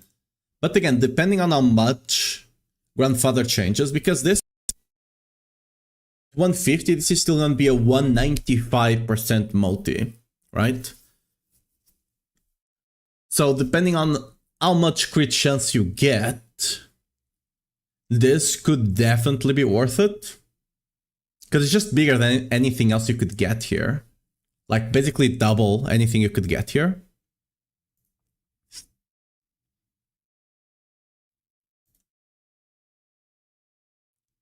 Then we'd have Rama. We'd have... I think you're just running these things as default, most likely.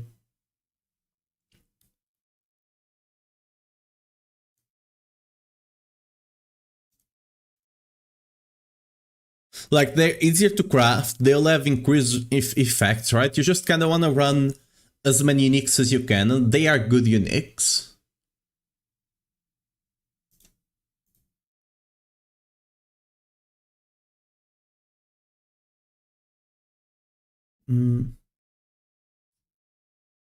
Or that it's not where low ground straight buff the crit. No, it doesn't. It doesn't. Again, anything that you see over here, all the things that you see over here, this is just completely wrong. Any stat, this number here is just completely wrong. Like, it just gets buffed by a bunch of things that don't actually interact with us. The only stat here that you care about is that 97.5. That's your additive crit damage. This big number here, it's just wrong. Like, because this number here just adds together all the crit damage, multiplier, anything that does, that says whenever you deal crit, you do more damage. And your additive. It's just having everything here, even though that's not actually how the damage is calculated, you know? So yeah, this is just misleading as hell. And they haven't fixed this for like 12 seasons now. So it's probably not gonna get fixed anytime soon.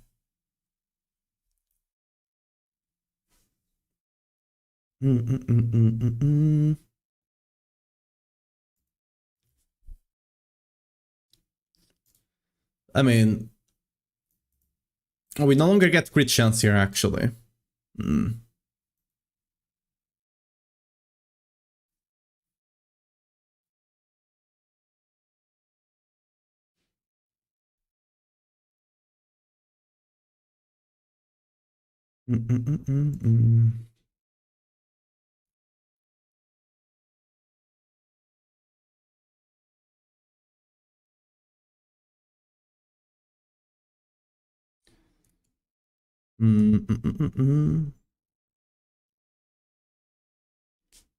wondering if there's any...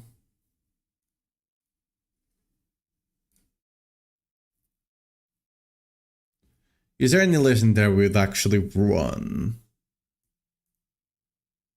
Any unique we'd actually run?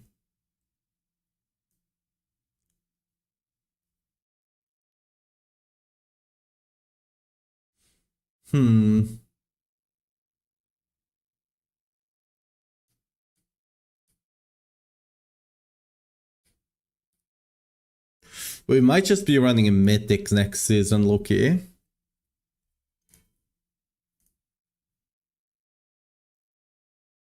Like, best case scenario, of course.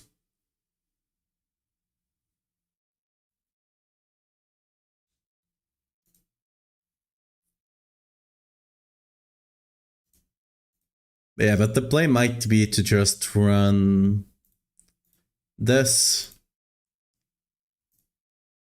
And we would run this one over here.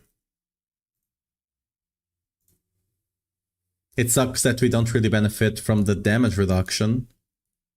But...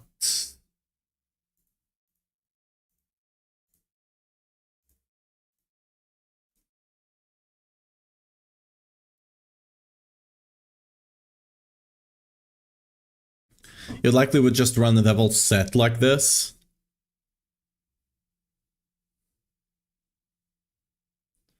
Because you can snapshot that 80%. That 80% can be snapshot by Whirlwind.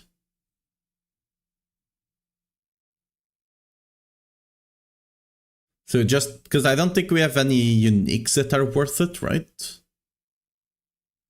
I mean, granted, getting a diamond seal is gonna potentially be hard, so how good this would be is a bit up in the air.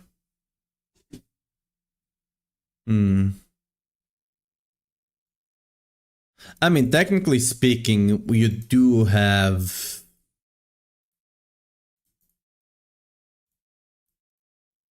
Right, technically speaking...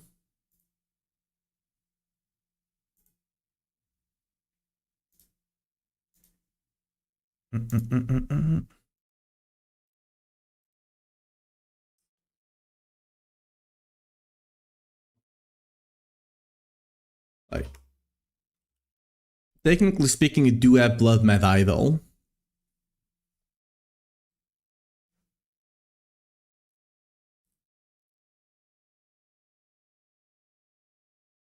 Efficiency aspect. Which one is that?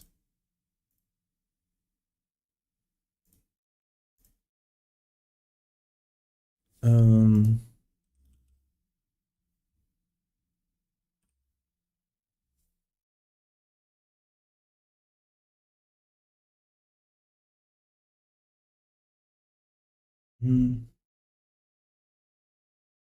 I mean, it's resource per second. It's resource every couple of multiple times per second actually, so that's why. I mean, but sure, I guess. Let's get Lokrens back in here.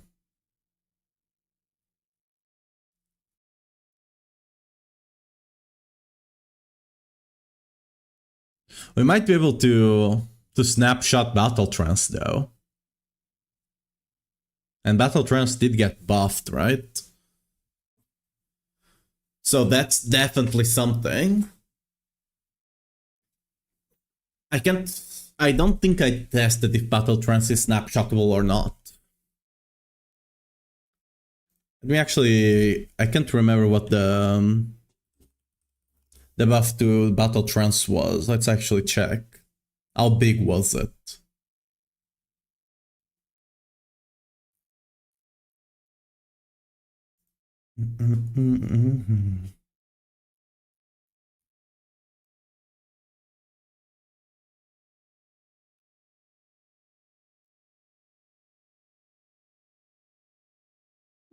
Not too big, but yeah.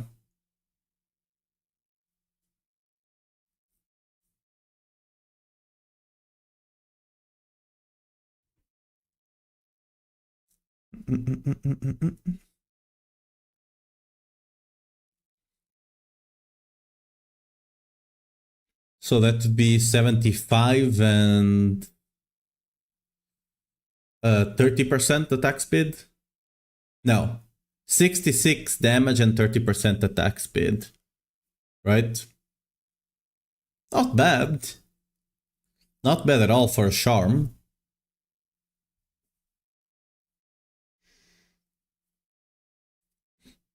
You need to snapshot frenzy, but that's not the worst because you can also get ferocity and snapshot ferocity, which should be something interesting as well for more attack speed.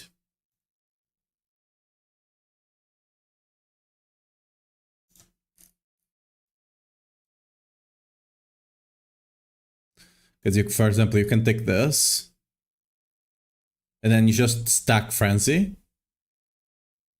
and it will give you ferocity, and for it you can only get up to 4, but even then that's still a lot, right? That's still 20% attack speed that you'll be gaining from that.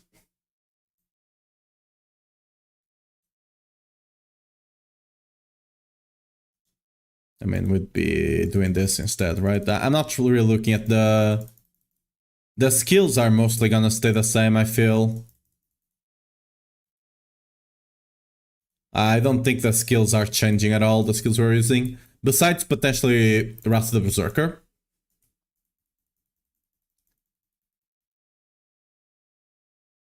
Because you can still get the... You can currently get this... yeah, you can get this up to 21 seconds right now, the ratio, right? Which is very nice. But it's also going to give you 30%. Let me actually reread that, but... I think that's just a buff to Wrath of Berserker default, right?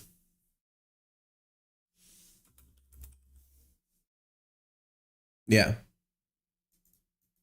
It's just 30% damage per the duration.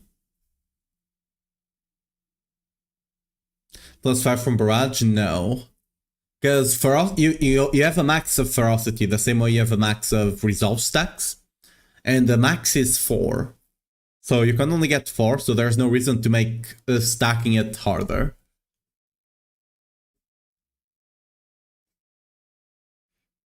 Yeah, but this is just default, so... we might definitely want some cooldown. So the stats are definitely going to be Strength, Resource, and cooldown. Ideally, GA, this is gonna be hard to get though. I mean, honestly, probably not actually.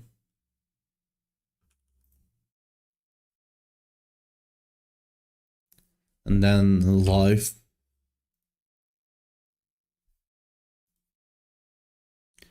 I do wonder how much cooldown we'll actually need. And how worth it will it be to invest into it? Because depending on how easy it is, you can get 100% uptime on T-Bolts with Wrath of the Berserker alone, right? So there is a point to be made about stacking cooldown, right?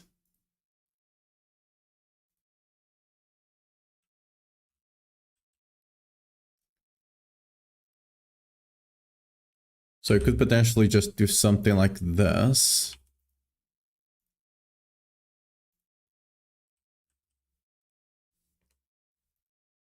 You still run all of this.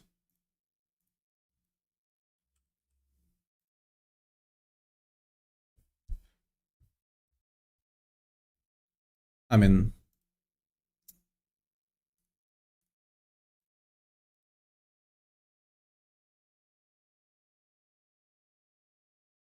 or not. Oh, my mic is... Okay, my mic is back. Okay, good. If you run Locrins on or not is definitely gonna depend on how easy it's gonna be for you to actually... Like, if the Grandfather gives you a lot of critical strike chance or not. Because this could be really hard to cap. Now that Starlet doesn't have crit, Perdition doesn't have crit, right? Could be really hard to cap, so it might not be worth it because of that.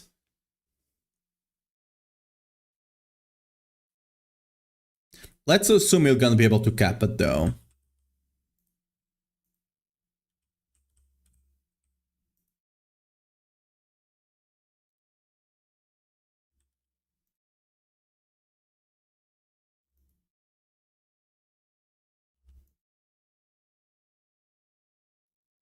Question is, how much cooldown do we need? Plus what skills on Transfiguration might be worth. You would rather just take cooldown on Transfiguration at that point. Straight up, you'd rather just get cooldown.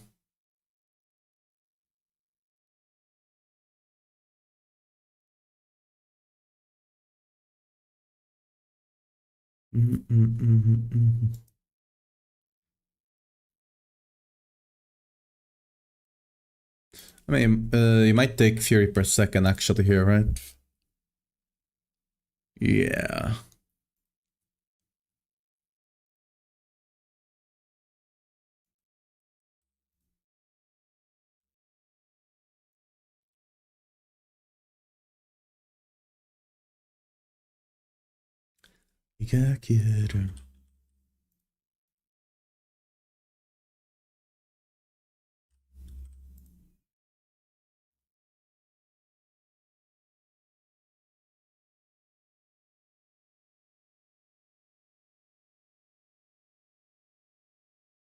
I mean, here to be strength, life,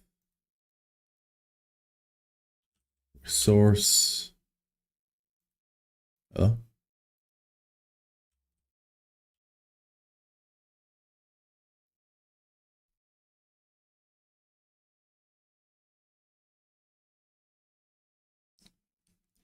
And armor, right?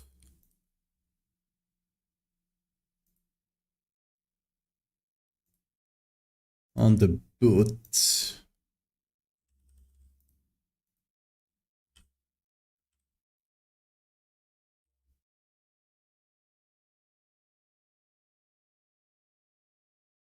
You could run ranks instead, but for now I'm gonna put fear per second. You can potentially get away with just running ranks though.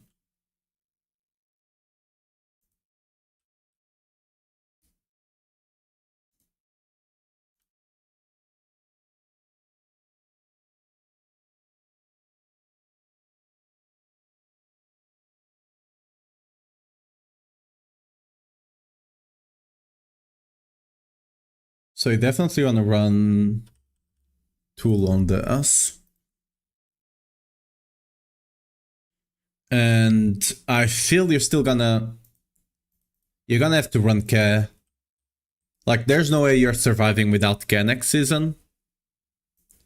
And this will be... Might not...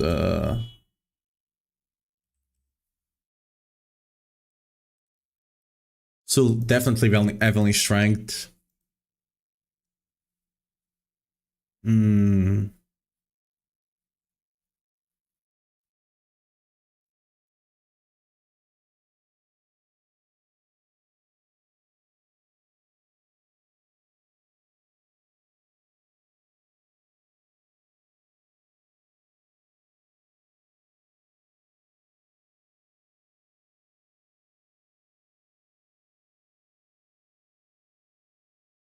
Um...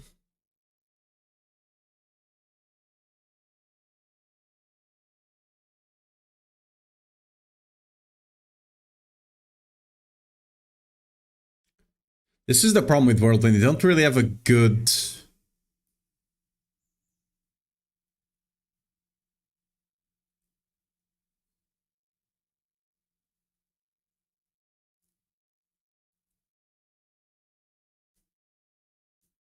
Don't really have a good way to proc this.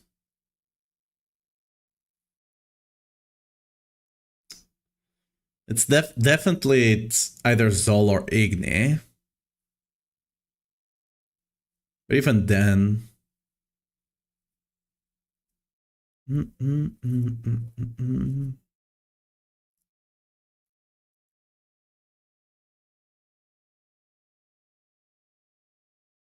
I feel like you really need to run back here, though.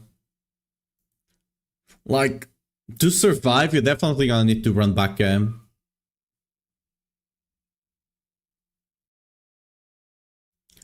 From Aldequin, is it crit chance given it's only for allies or even a fit as well?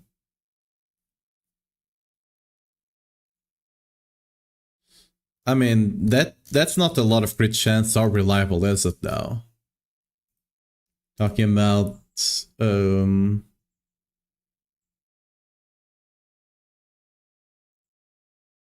are you talking about... Which one are you talking about? Oh, this one. I mean, you get it, but yeah. The problem is the uptime on that, right?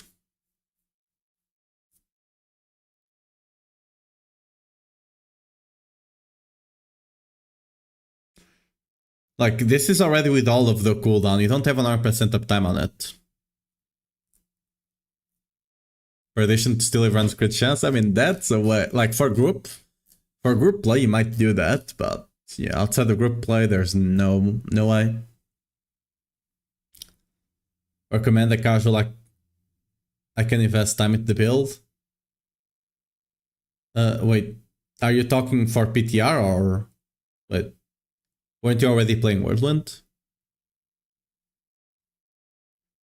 Mm.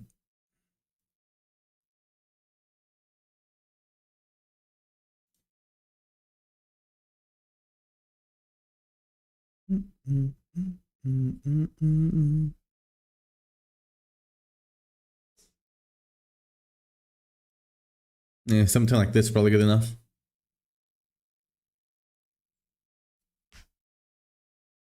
What's up, Prof? How you doing? I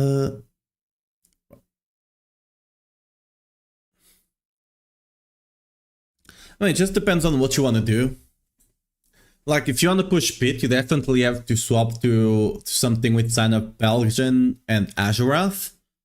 But if you don't care about pushing Pit, like the Banished Lord one, the Speed Farm that I have right now, it's probably just the best general build for play. It's really fast. It kills, it one-shots everything. It's more than tanky enough with the result. Yeah, something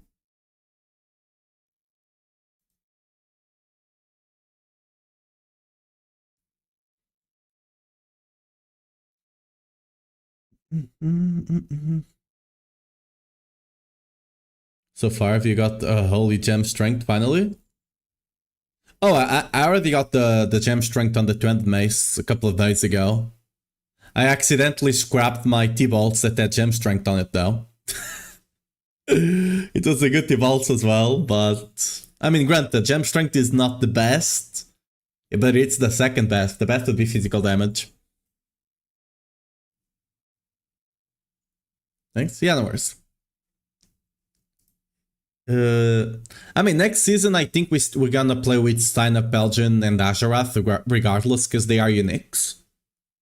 And you're just gonna play them as default.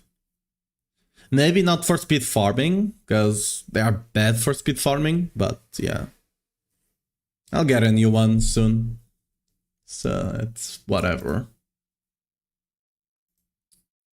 Oh yeah, I was trying to see the cooldown, right? I completely forgot. How worth it would be, because then... Because like with more cooldown, you also get more...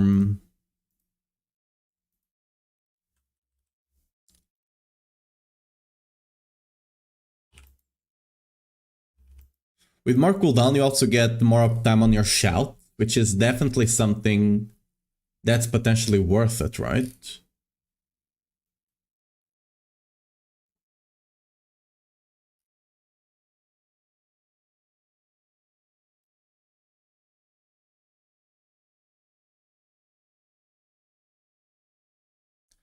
So to what degree is it worth all of this investment? That's the question, right?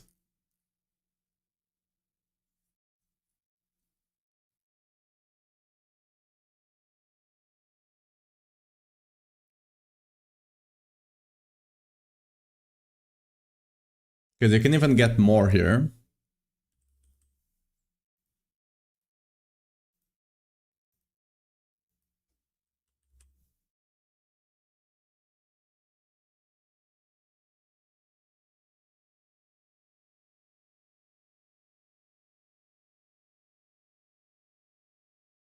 So we can actually get it down to 30 seconds.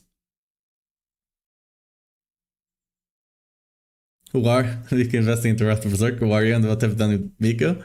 I mean, they did buff it. This is for the PTR. The theme gimmick of the next season or nope? Yeah, we do. It's gonna be like mythics. All the uniques are gonna be able to become mythics kind of situation. And we're gonna have this boss. We're gonna have these things.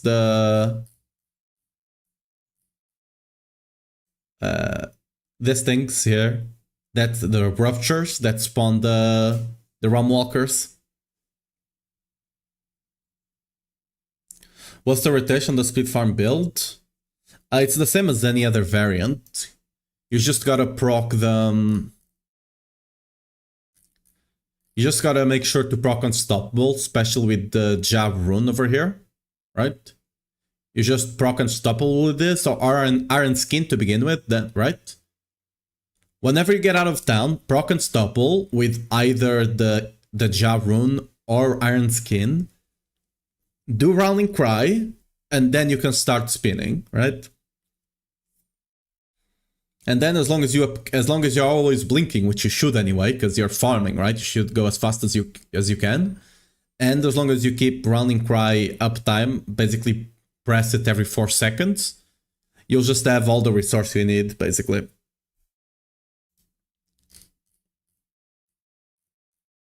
Because the big problem with Wrath of Berserker is that it's a combat skill, so you can't really put points into it to get more cooldown. To get more duration, I mean. But yeah, as long as they give us 25, as long as the duration is buffed from 21 to 25. Simple thanks, yeah, no worries. As long as they make this 25, that means we have 100% uptime on T-Bolts. I mean, why the hell am I doing Fury Regeneration?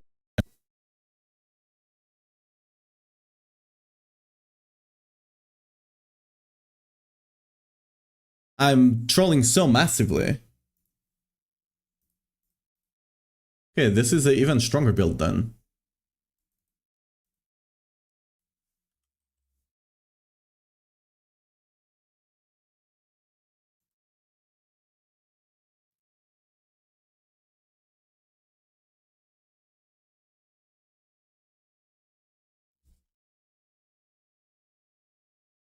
I mean, Tibalt just does it for you, right?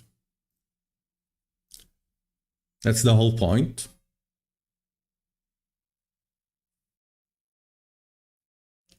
Because they do talk about...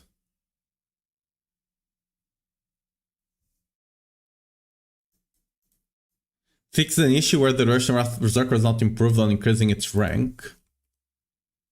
So I'm not sure what this means. I completely misread this the other day. Because in-game, it's definitely working, right?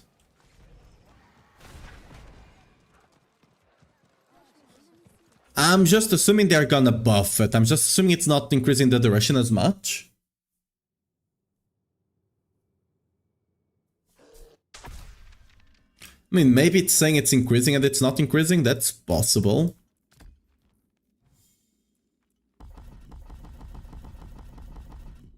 Let's take some points away here.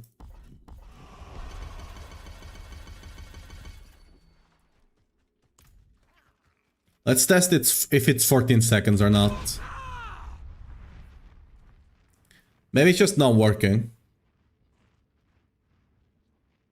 So this needs... okay, it's definitely working. Look. Yeah, that's 14 seconds, right? 90 minus 76, that's 14. So that's definitely working.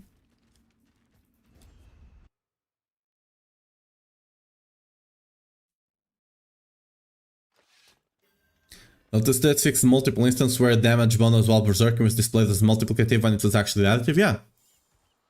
That's always been that way. They just weren't consistent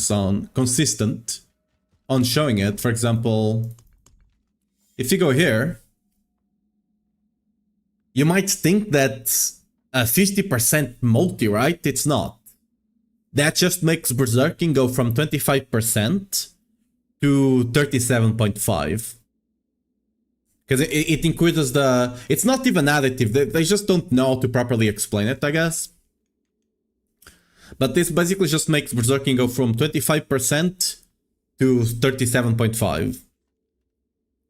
Because it increases its effect, right?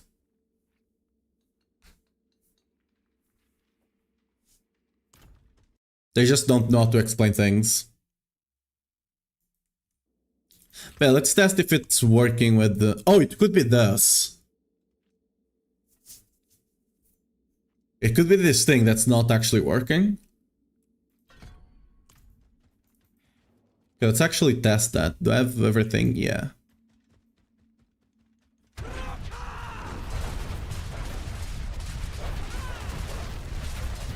I mean, it's definitely increasing. I can see it increasing live. Okay, it cannot increase anymore, so... 19, that's working. So the only thing that might not be working is this.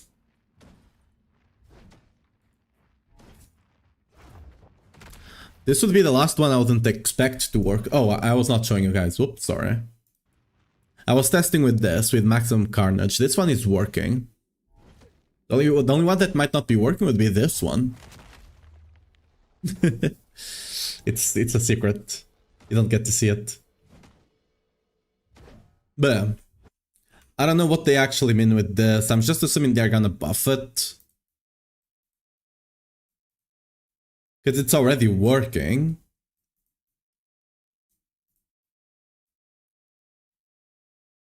If they don't buff it... we're taking all the cooldown we can. I don't think we can take cooldown anywhere else. Besides the cube, right? You can definitely take more with the cube. Would this be good enough though to get it down even further? Probably not. Yeah, that's overkill.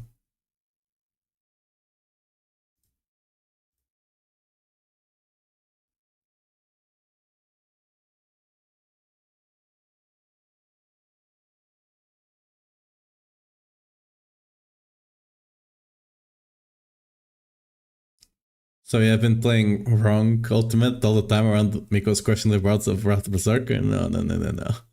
They just buffed that on the patch. It's actually potentially good now. Wrath of Berserker was actually the worst ultimate. I don't know why there were some guides recommending it. It was literally the worst ultimate. That's why it got a 30% damage buff, right? Just by default. Oh yeah, for example, this one also says multiplicative, right? This one just made the Wrath of Berserker, the Berserking effect go from 25 to 50.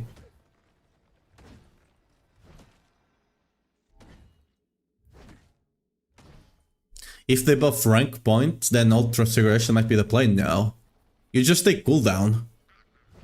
Unless you're actually using ultimate for damage, you just take cooldown instead. Because you can get like 15% or like 20%, something like that, cooldown. And that would just be better than actual extra ranks.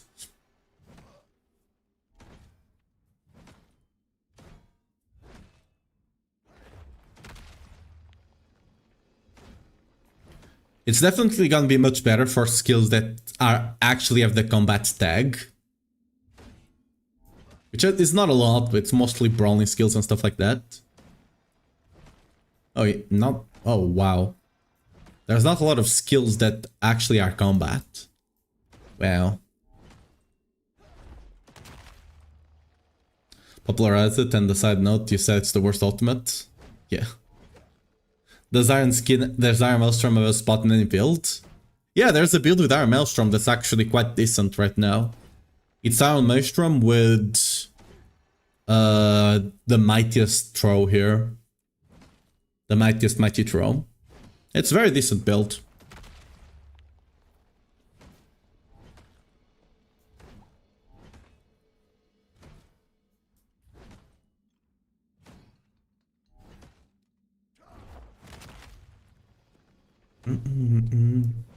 The thing is, the problem with Wrath of Berserker is that the cooldown is so long.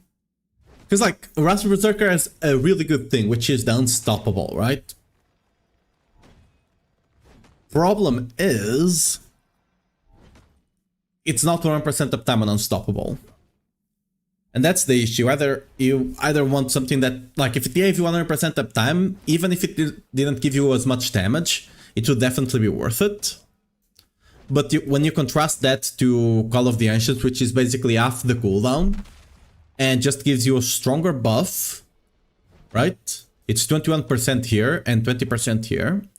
Worst case scenario, you just run a 7% multi all the time, right?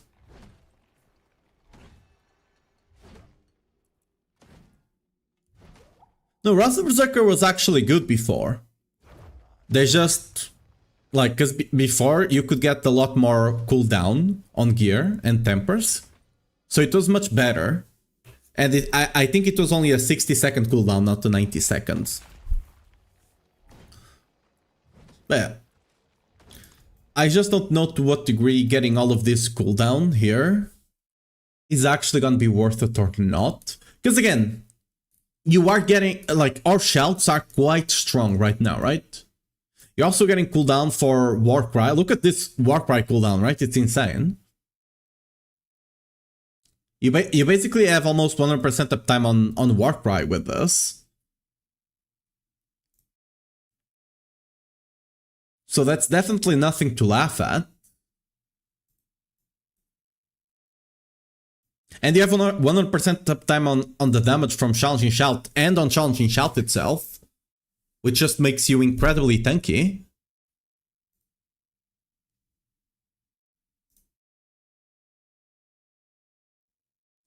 Like...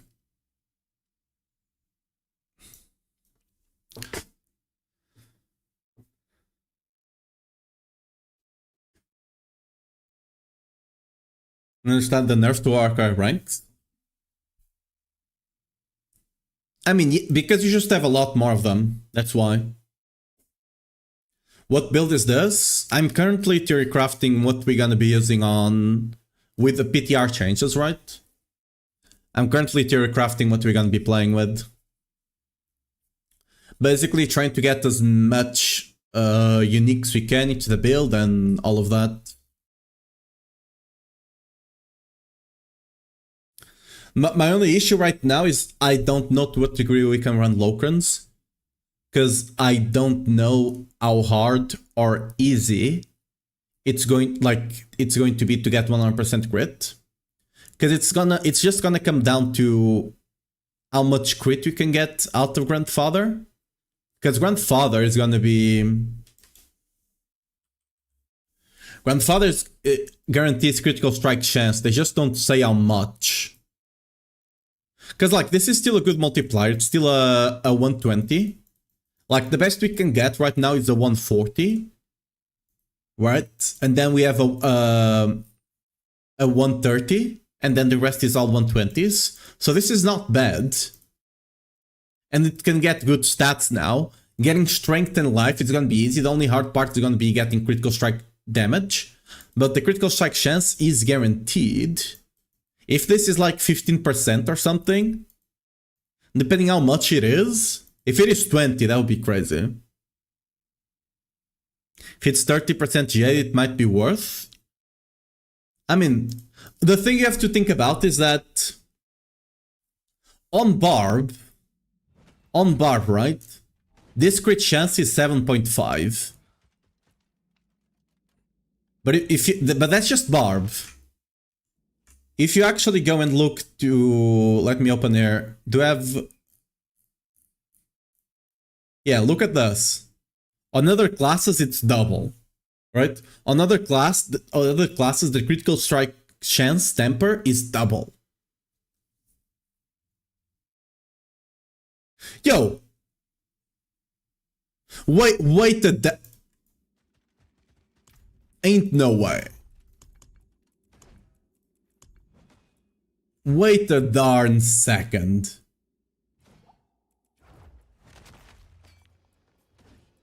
Do I have a random 2-handed weapon that I don't... Let me get the random 2-handed weapon. You wait just a second.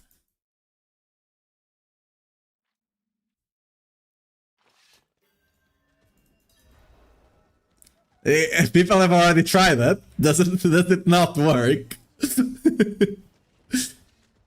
Does crafting it on a paladin and then coming over not work? Oh, finished so soon? Nah! God damn it. It shows in red. Darn developers. Okay then.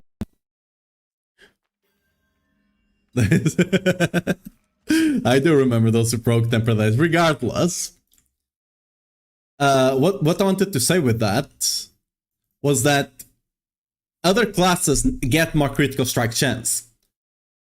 But on Grandfather, they can't pull this. On Grandfather, they can't pull this. The stats it has on the Grandfather, because it's an actual affix, right? It's not a temper. So, if they have to make it higher for other classes, Barbs just get to benefit from it. And there could be a point of you just masterworking crit chance regardless. Right? There could be a point of you just masterworking crit chance as well. So depending on how much crit chance you actually can get over here, the play could to just run this and be able to run a Locrons. I mean, granted, additive damage is gonna have a lot more value now that we don't have overpower, but it's still not gonna be better than, you know, capping crit.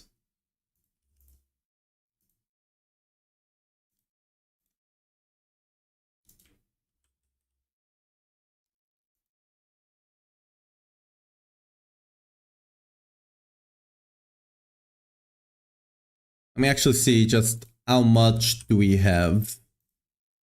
This would just be vulnerable and crit damage.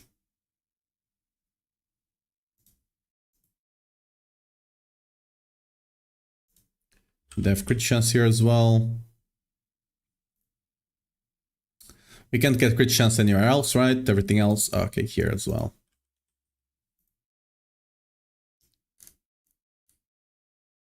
So how much do we actually have?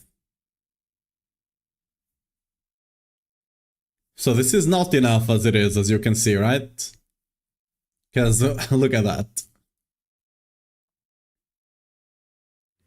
To what degree would running a critical strike chance even be worth it there? Right?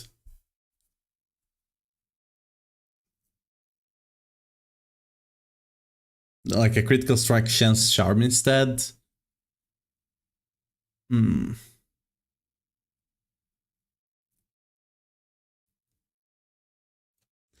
Because again, we can still do this.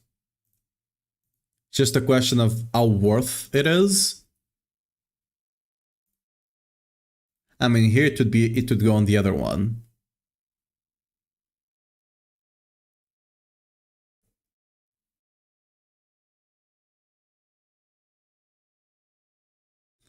Damage when spending resolve, yeah, but we don't have ways to spend resolve, generally speaking.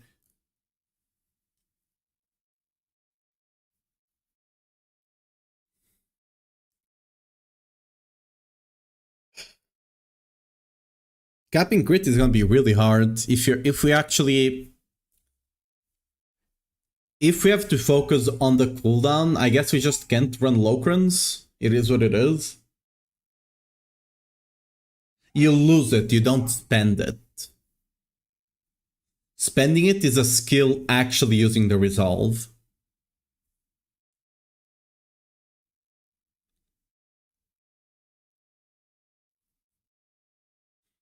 I'm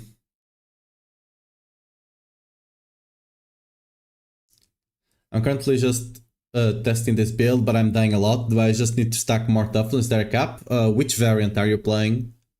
Are you playing the with Selig or without Selig? Because that changes what you need to focus.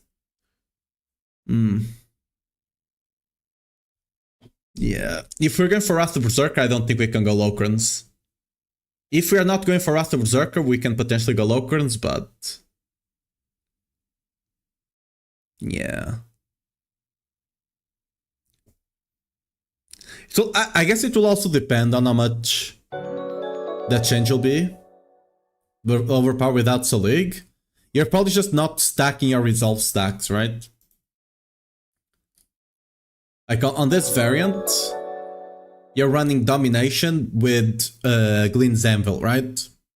You get 85% damage reduction from this, but you need to have the max resolves that you see there, D8 and Masterworked on helmet, chest piece, and pants, right?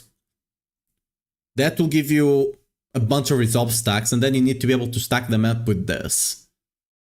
So to proc this, you're running the Serun, the wolves. You don't have dominance boots as you need anger management. It doesn't work. You need to have anger management over here on the amulet. Either anger management or dominance, whichever one. But you need to have one on the amulet and the other one on the boots.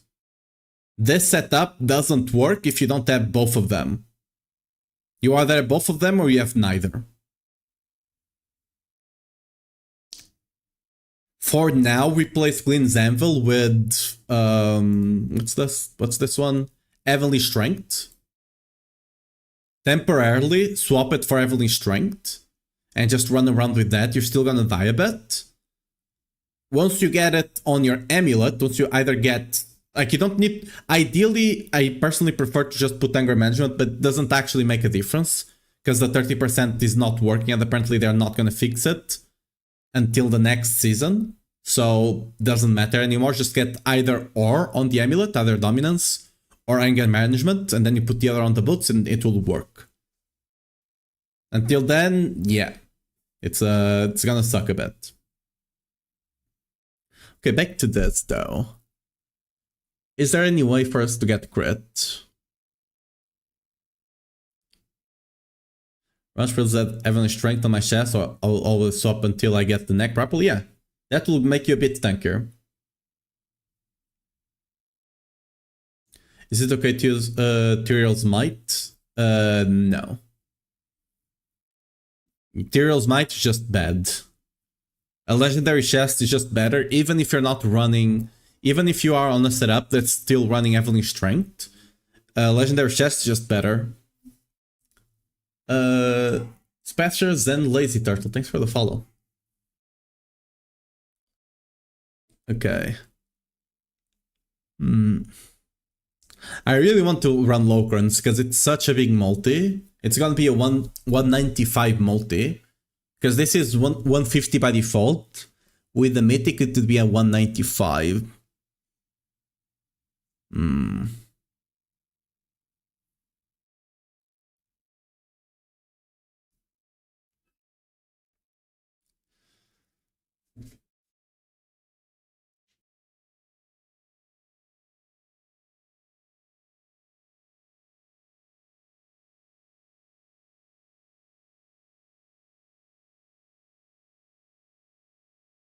Like on the endgame setup, on this one, it's not that much toughness you lose, but you're losing a good amount of damage. On this one, however, and anything other than that, you're losing a lot by dropping.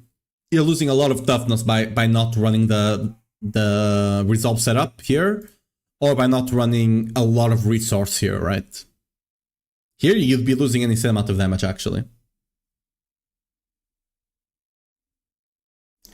Yeah, but then you don't have life, right? So you're actually less tough and you lose damage. But again, on this setup, it's not the worst. But on either the Resolve setups or the Salik setup, it's incredibly bad on both of them.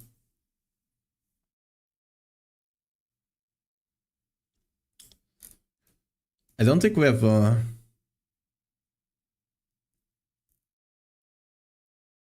I mean, we can still get... Let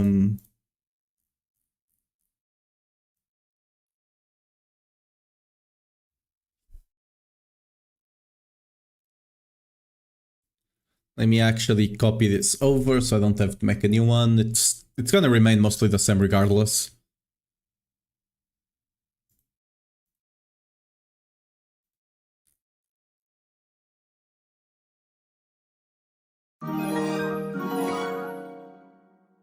Yo, Cozy, thanks for the 5 gifted. Holy. Oh no, it was Shepard, sorry. Cozy got the follow. Thank you, Shepard. I'm I'm really bad at reading gifted because it shows up as one person, but it's actually someone else that gives it. And for the info, you're welcome. Okay, I actually... Okay, this is totally viable, Wrath of the Berserker, because we can just run... Oh, oops, I copied the wrong one. The reason why it's viable is because, first of all, we need to cut this. You can actually run... Where is that? Where's the Marshal?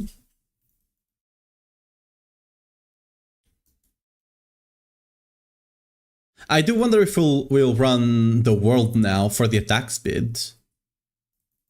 Right? That could be good. We do have to spend a lot of points on Wrath of the Berserker though, which does take away from spending points on one of the shout to max. I still need to spend points on another skill.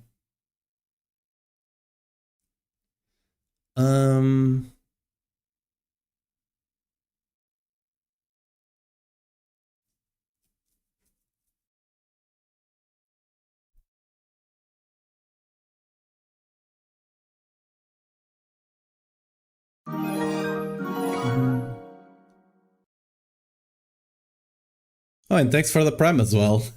Really appreciate it.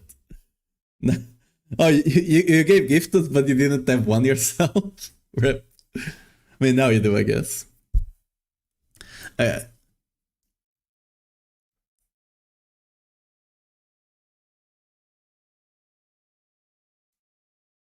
guess it's just gonna be a question of how much do you value? Because this is not gonna be a lot.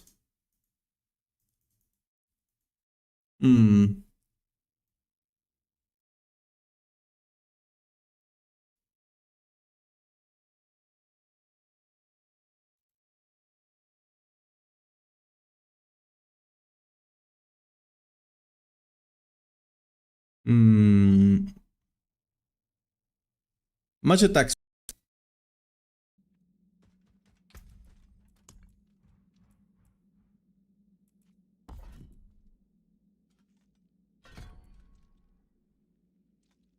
It's not a lot. Even if you max this out, right?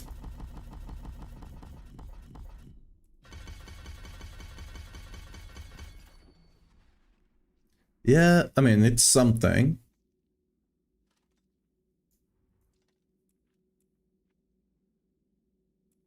The thing is, I don't think this works with Marshall. I mean, we can easily test it, but I'm fairly certain it doesn't. I think I tested this earlier in the season.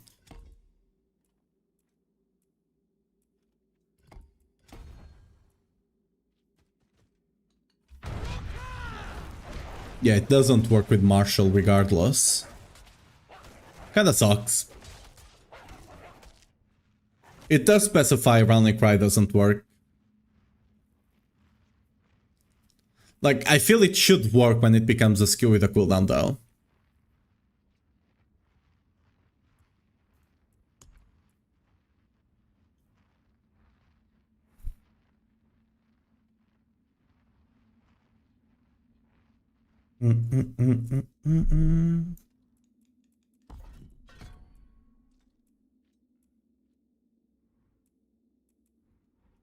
Yeah. So, in that case, I guess we don't bother maxing out. We might still run it just for the attack speed, right? There's some value in that 20-something attack speed, right? 22? It's probably more valuable than the movement speed we'd get.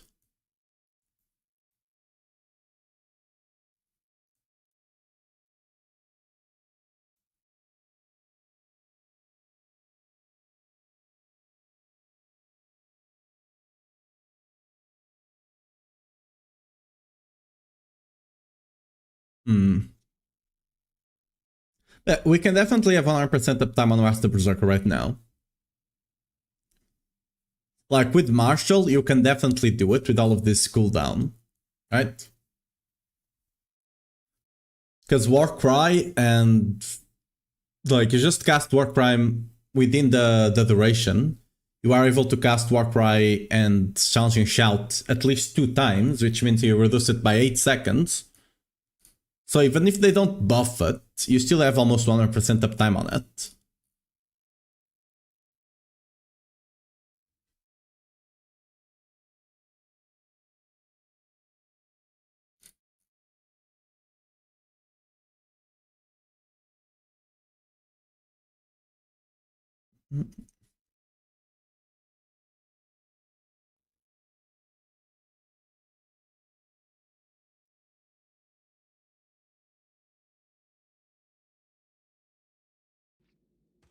Oh yeah, one thing though. I guess it would work just, yeah. Welcome to my home away from home. As long as you proc this, it will work.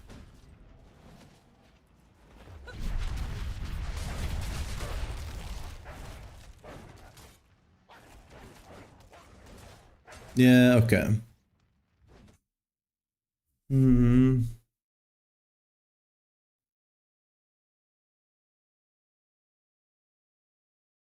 Have I attempted to make Whirlwind build with sad nerfs? I mean, I can only test it tomorrow, yeah. We only have the PTR tomorrow. I'm mostly just kind of theory crafting what we're gonna be doing. And yeah, I don't think. Okay, it is either we go for Wrath of the Berserker or we go for Locrans. I don't see a way that we can go for both of them.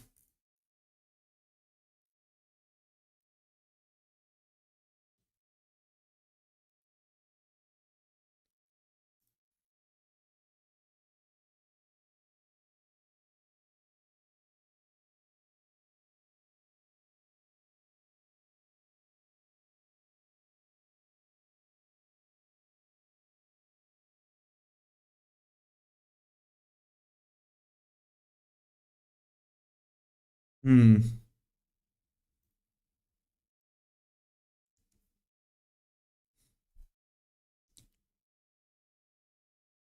Is there any source of critical strike chance that I'm missing? No.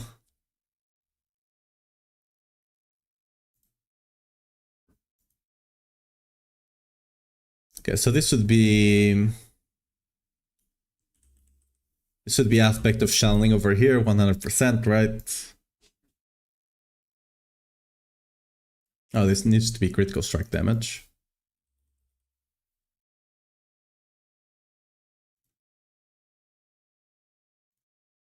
Should be strength, life, damage. We can actually properly get this on in the game now.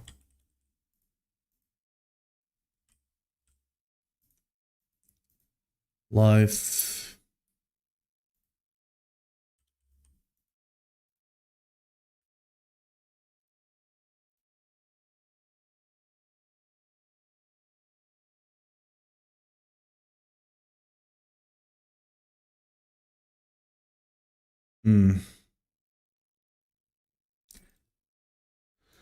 Ultimately, it's gonna depend on how much crit chance we can get. Not going to use Gar. We can't. We need to run these two runs. Back Cat to survive. And Tool to proc Palgain.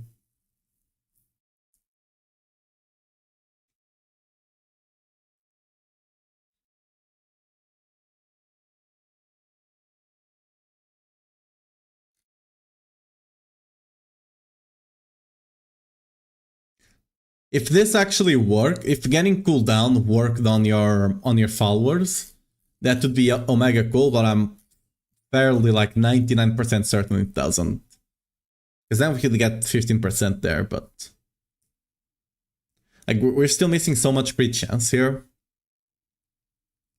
that unless Grandfather just gives 35 or something, which, let's be honest, that's not gonna happen.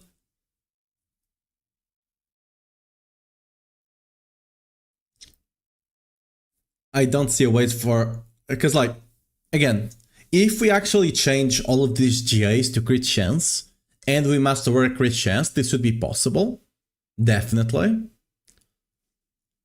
But by having to go cooldown for Arthur Berserker, it's not.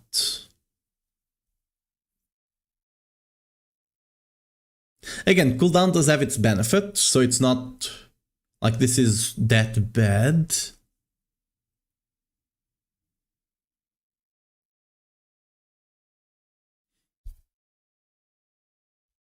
Hmm.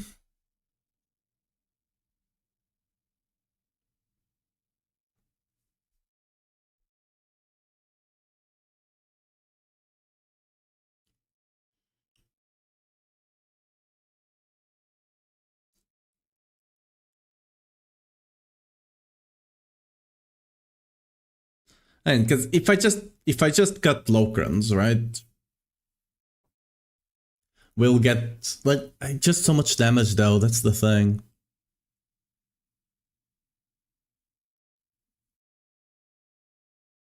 Without Locrons, like whatever, even if we just get 10% out of Grandfather, it would be more than enough, right? Because then we can just masterwork a bit of crit chance here and there, and it would work.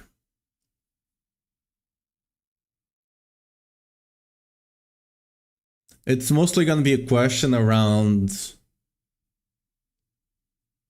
damage uptime, I guess.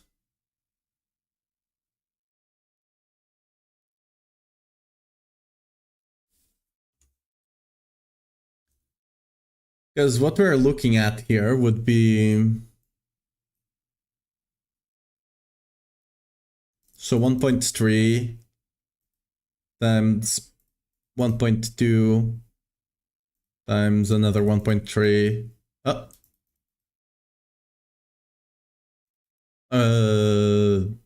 No, that's gonna It's 1.3 times 1.2.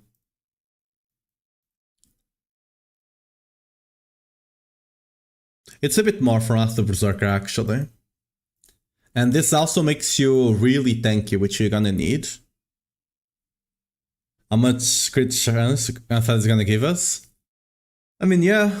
I mean, we can kinda guess. I'm guessing it's gonna be around 15%. Like 10-15%.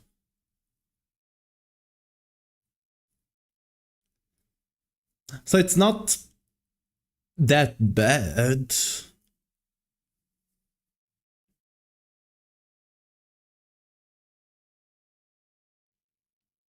It's definitely not that bad.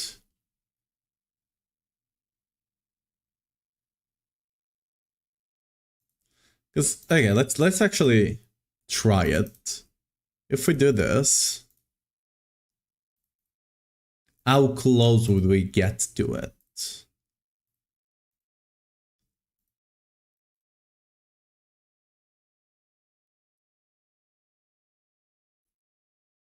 We'd still be quite far away. Unless this gave us like 50%, we'd still be quite far away. So yeah, I guess. Even with investment, it's probably not gonna be worth it regardless. Yeah, okay. Again, unless we get a stupid amount there on the grandfather, it couldn't work anyway, I suppose. So let's just go for... We're gonna drop you. Sadly, I don't think we have a good amulet you can run.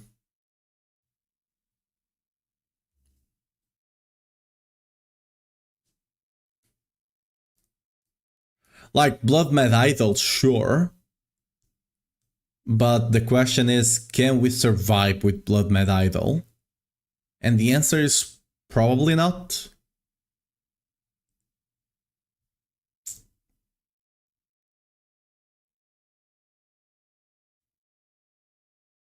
I mean, I already can't survive right now, so I doubt we'll be able to survive with Blood Mad Idol.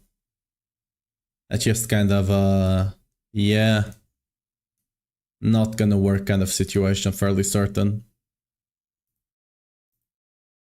So we just go for legendary. Go for the stats we had, cooldown. Crit chance. Critical strike damage. Von multi. And this is actually the other way around, but you know.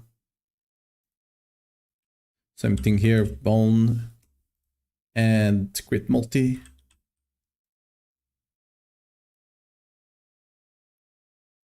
Okay.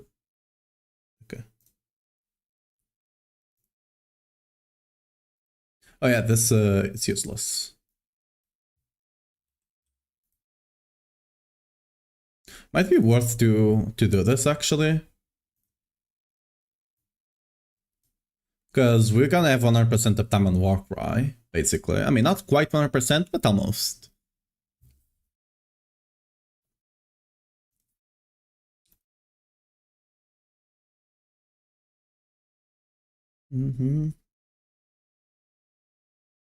I mean, actually, we do.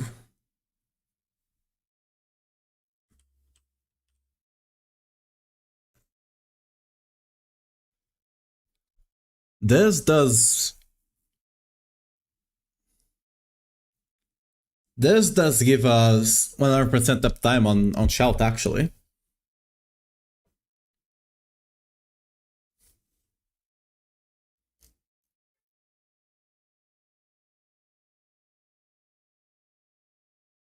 And we can take this away because now it lasts longer. Lasts 30% longer, right? And we can... It also applies weaken, I guess. I mean, we don't need this point actually here.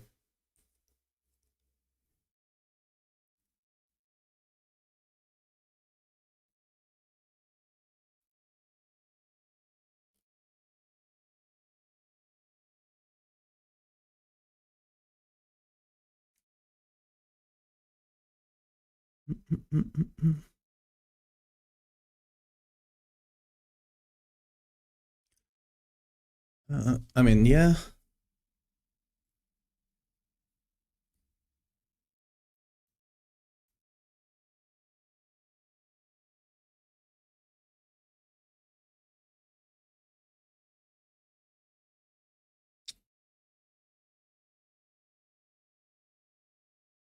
Wait, did I lose some cooldown somewhere? Oh.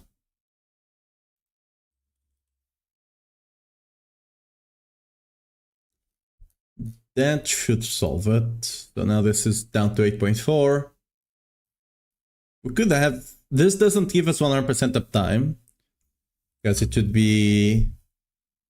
So 6 times 1.3. If we put it on the amulet though, that would be 100% uptime. Sadly, we can't take both that and vulnerable.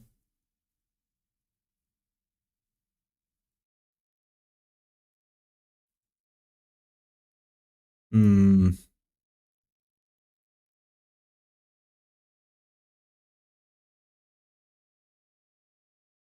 That is a bummer.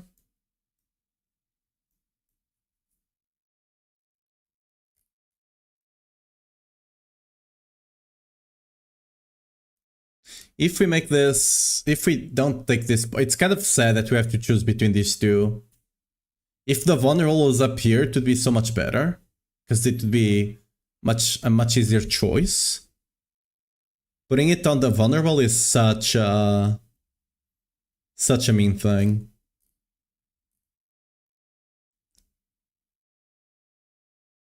Hmm.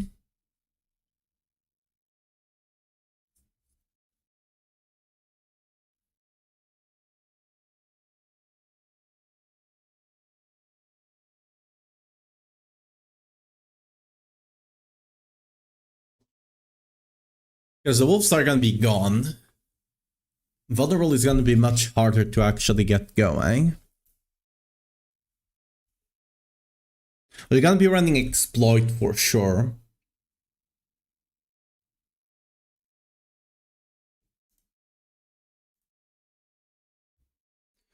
We could run a Curse Touch instead, right? And that would just solve vulnerable by itself. It just comes down to how high of uptime do we want on Warcry? I think we have to bite the bullet and just take the vulnerable here, right? Because I don't think we can get it with good uptime any other way. At least not without cancelling the channeling.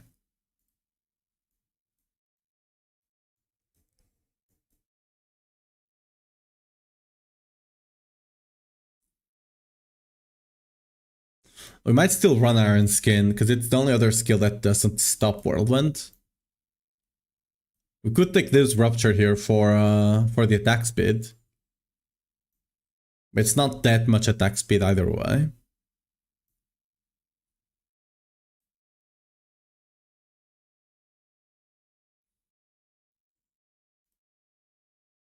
I might just take Iron Skin for the movement speed, and... I mean, we don't care about Unstoppable either, do we?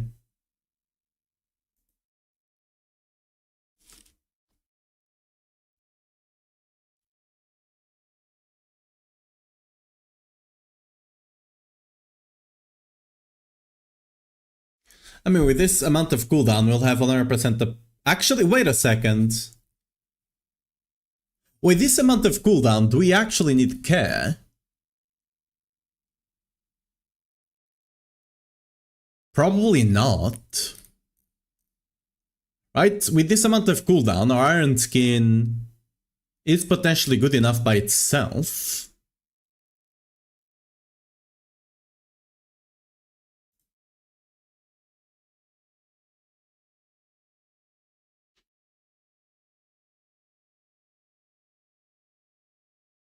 Like, this isn't an insane amount of cooldown.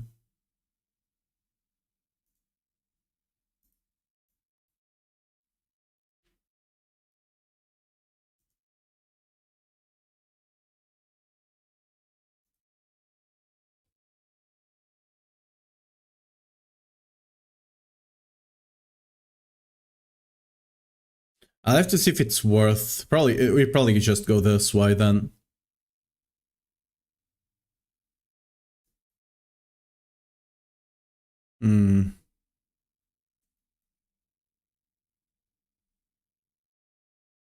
Like with this amount of cooldown and the shout resetting it every now and again.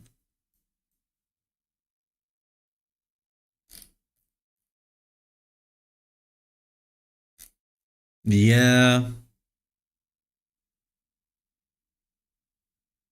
That's probably better, right? I do hate this, but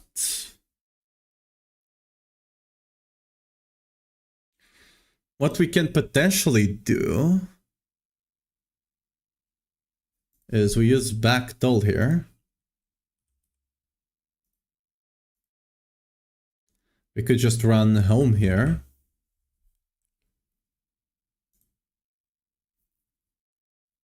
This will cast another Warcry. Sadly, you do need to proc a bunch of it.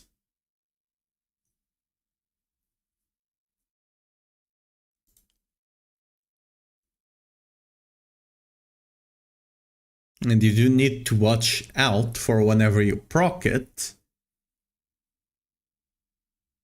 But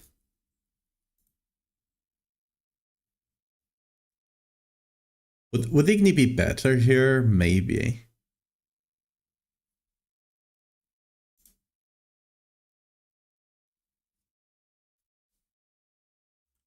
I mean,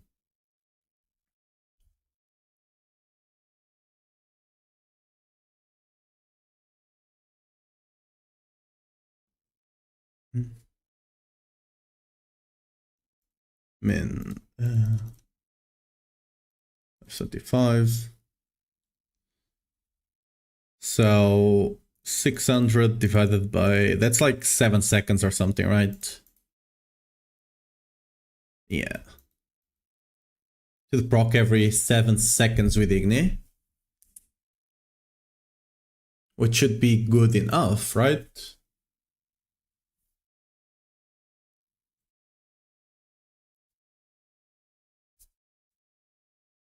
I mean, yeah.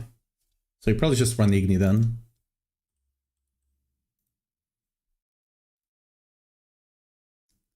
Just proc on, that way you do have uptime and it can single-handedly apply vulnerable.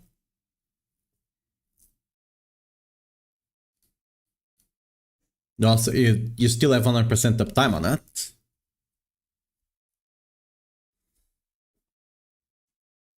Again, I don't know to what degree all this investment into cooldown will end up paying off, I mean. But it's definitely an option that we do have.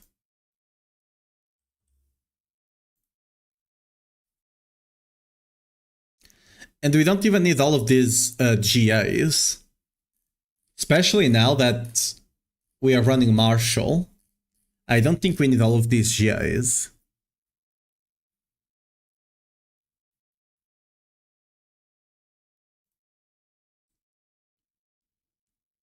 Like, on these two, it's gonna be easy to get the cooldown GA. On the amulet as well. I mean, actually, yeah, it's easy. All of these are farmable. Legendaries, incredibly easy. Gores, it's farmable, so you can get it. And same for Pelion, right? All of them are farmable, so you definitely can get it.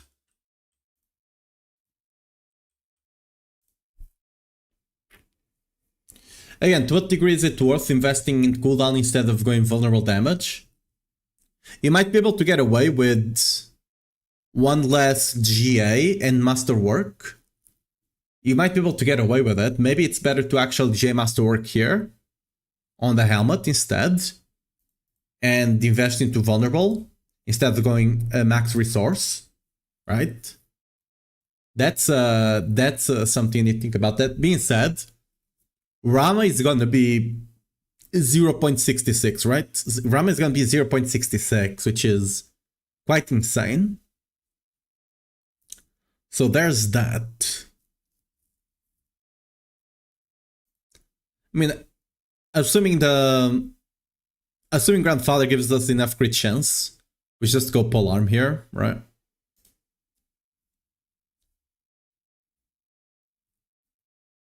Well, we might need to masterwork one of this to get the last percent we're missing, but...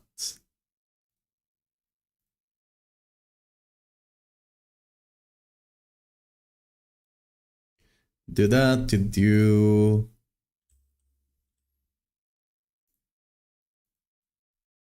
Limitless Rage I don't think we are running, because yes, Limitless Rage is technically a 70%, but you still have to build it up, so it's not as good. Because you're not gonna have it from the get-go. Oh yeah, give me a second here, because my mic is definitely doing weird things today. Let me fix this real quick.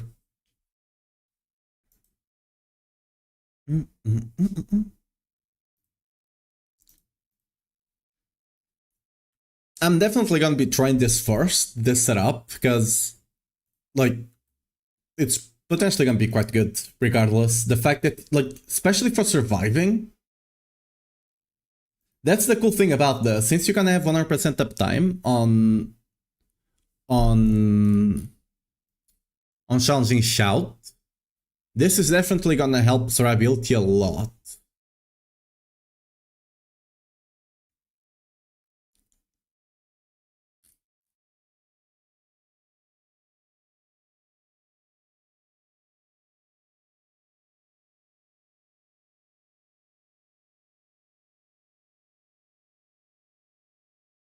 I mean, here we would just take...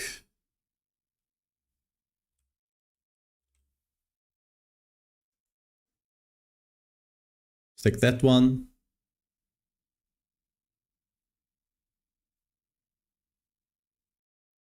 If Alacrity worked, if you can TPS fast as arc with lunging, sadly we can't, but yeah.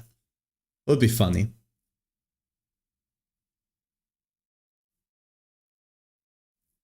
Because lunging still has a cast animation, TP doesn't really. I mean, technically it does, but let's be honest, it doesn't really.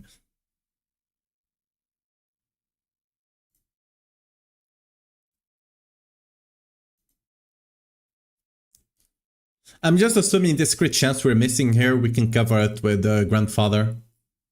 Like, I'm fairly certain it's at least gonna be like 10% base. And at that point, with GA and Masterwork, we can take it up to more than 20, so yeah.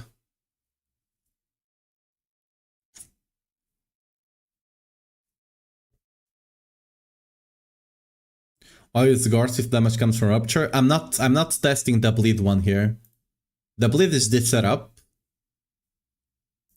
which I'm not putting anything more effort in today, because there's a bunch of things that I don't know how they work with bleed, right? There's just a bunch of unknowns there. So theory crafting without testing those, it's not gonna, you know, do me a lot of good right now.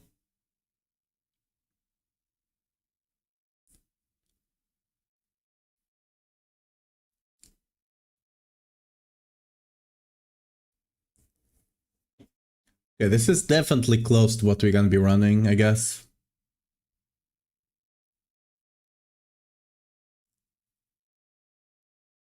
I mean, if we get like an insane amount of crit chance out of the Grandfather, I'll definitely consider running the the other one, which, what was the name? The Lockrons, right?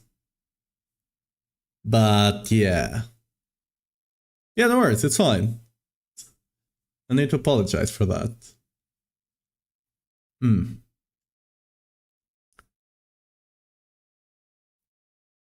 Yeah, what makes us tanker? I'm assuming it's gonna be armor.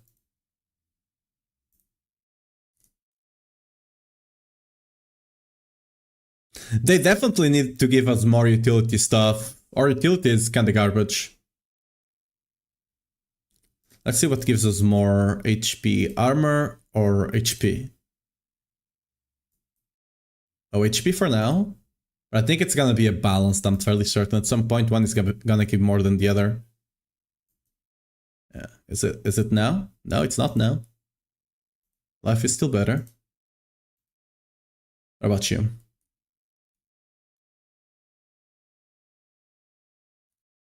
It's probably gonna be armor here if I had to guess.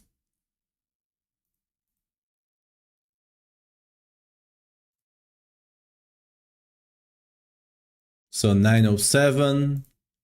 Ooh, it's still live. Barely, but it is still live. Oh, now it does.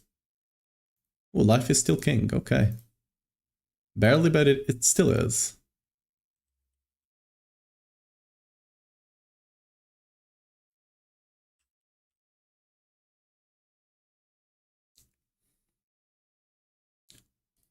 If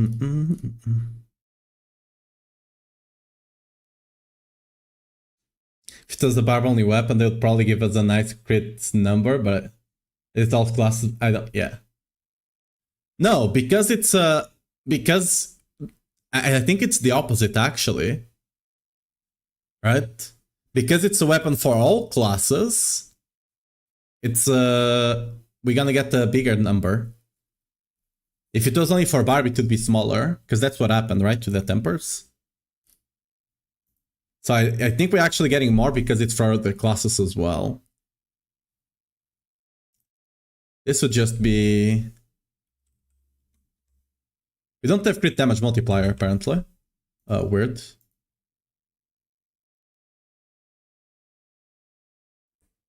Ooh, would Sessions be good here? How much Fury do we have? It's probably still damage, right? How much would it actually give?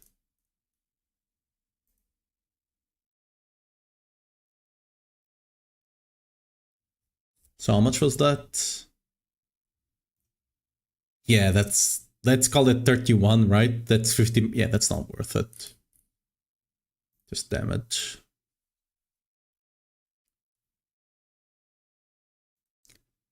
The question is, again, what legendary power, what unique power do we even use here?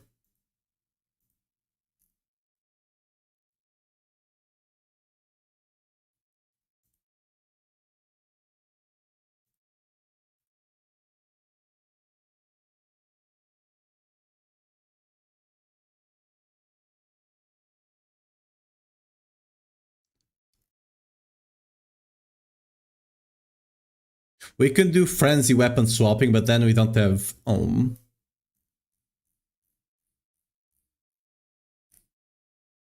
you always have to stack it up. But besides Mad Idol, besides this one, I don't really see a good one though.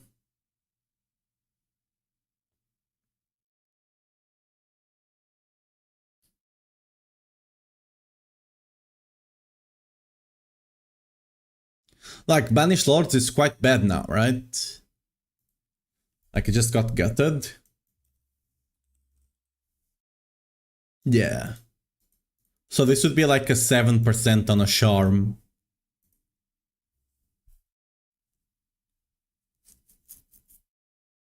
I mean, oh. What am I saying? We have a good one. Oh wait, we do have cooldowns. We do have extra cooldown here as well. That I don't think I've enabled. Wait a second. Yeah, look at this. More cooldown.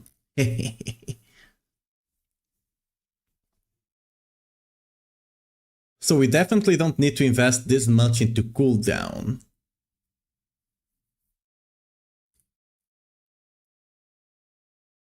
For now, I'll leave it though. But yeah, that's good. What I was thinking is that we also have Ugly Bastard here. Ugly Bastard is now an option. Oh, Ugly Bastard is not here, so we definitely have to go the other way around. So I wish I could just change the unique. We're gonna have to change all of it, huh?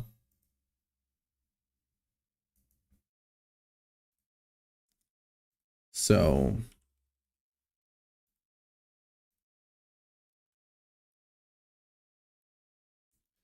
Resource.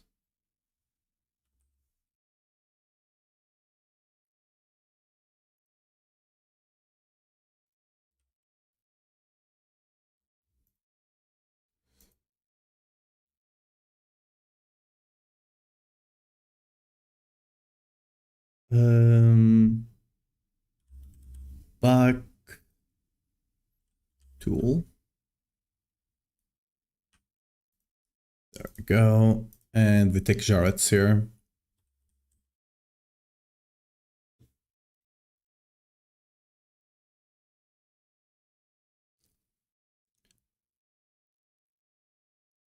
Lucian got nerfed. Is Crucible Bible with the Whirlwind? Yeah. It's slightly less damage, but yeah, you can run it if you prefer. But yeah, Lucian's is only 45%. And it makes Whirlwind more expensive. So yeah. Tascam is just better by default. Both Holy Bastard and Tascam is just better by default. 58% with Mythic Roll, I mean, sure. Yeah, it's not bad, but the Scum is better. Like this. Like, you can't get Mythic here, first of all, and the Scum would still be better. Because that, again, that's a 45% versus a 50%. With Mythic, the 50% is still gonna be better. Right? Same here. And it has a negative. While neither Ugly Bastard nor Tuscalm have negatives, right? Oh, actually, wait, we can't run that. We can't actually run. Oh, we can't run Ugly Bastard, right? They changed how this works. It's increased fire damage and it doesn't convert fire damage anymore. Ooh, and we're not running the bursting one. Ooh, yeah. Well, I guess we have to run Lucians after all. I didn't want to run it, but you're actually onto something there. Not for the right reason, but yeah. Because we can't make it fire. I forgot about that. That's unfortunate. I mean, with some luck, they didn't change the interaction, but we'll have to test. I wouldn't be surprised if the interaction was not changed. It's fine, we're running T-Bolts. We should be more than fine.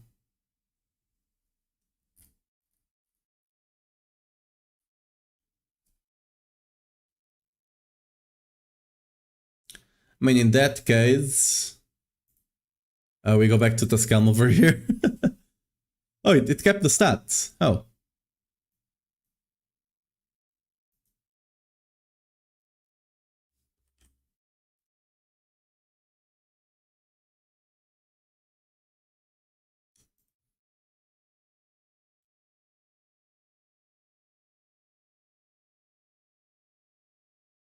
Back tool.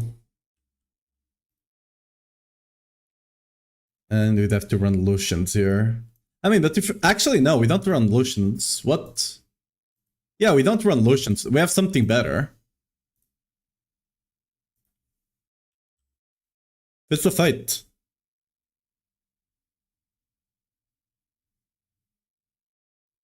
Why do you run Tuscalm as a charm? Just run it as your helmet.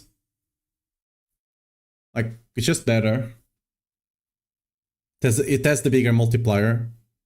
I mean, Fist of Fate is better than Lucian's.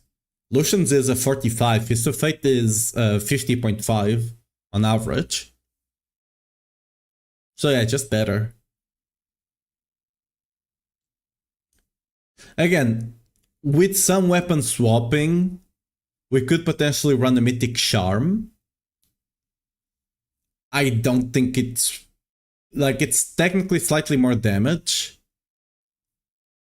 But it's less survivability because we can't run Iron Skin.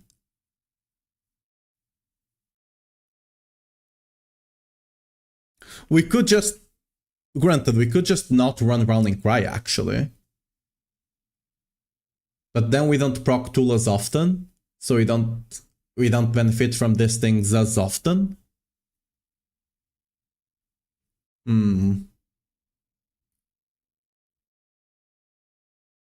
Yeah, we definitely want the movement speed. The movement speed is actually kind of important because we need to proc tool often, super often, right? So the movement speed to proc it often is actually kind of important. I'll keep it in the back of my mind that that's an option, but I don't think we're going to be using it. Because you can get some attack speed there as well, but like if I really want to, I can get attack speed here as well.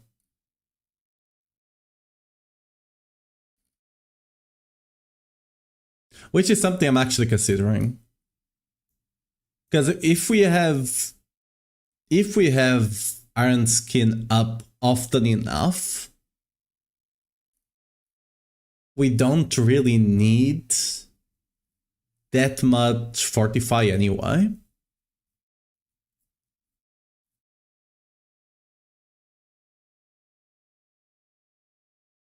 We don't have 100% uptime though, that's the issue.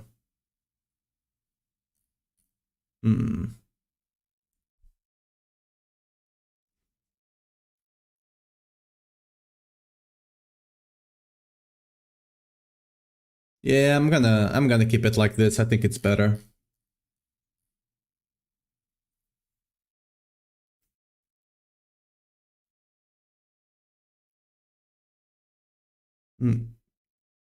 Actually, wait a second. Now that we have a bit more cooldown. Yeah.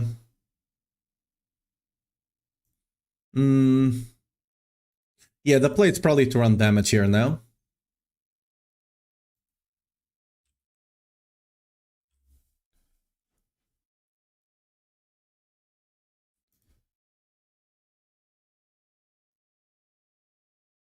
Okay, that was the wrong one. Wait a second.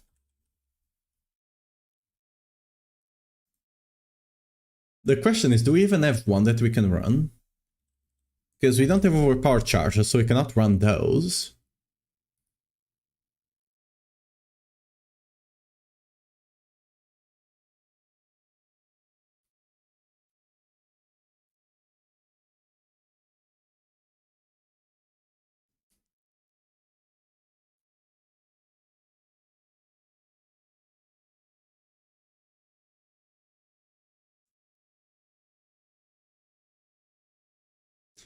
Again, it will depend on if aspect of anger management is fixed or not.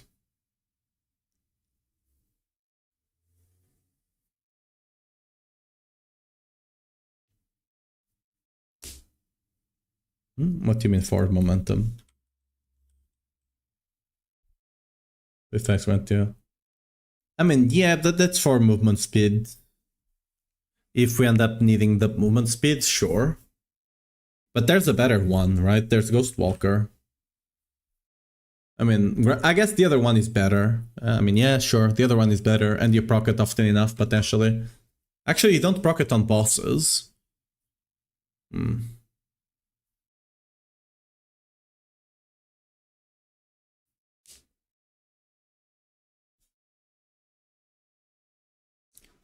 But this only... Yeah. You can't proc it on bosses, potentially. Maybe you can. Because you still do the pull, it's just... Because it doesn't say you need to hit enemies.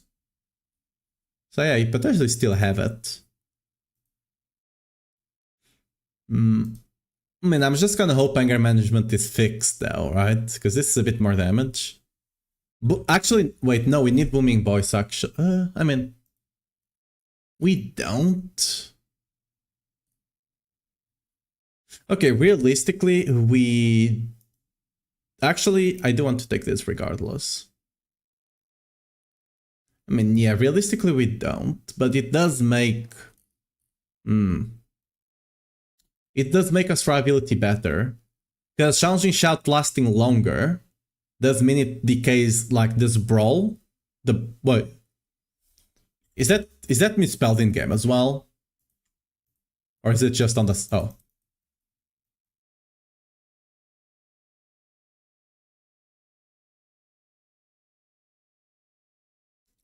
Let me actually... Is that actually misspelled in game as well?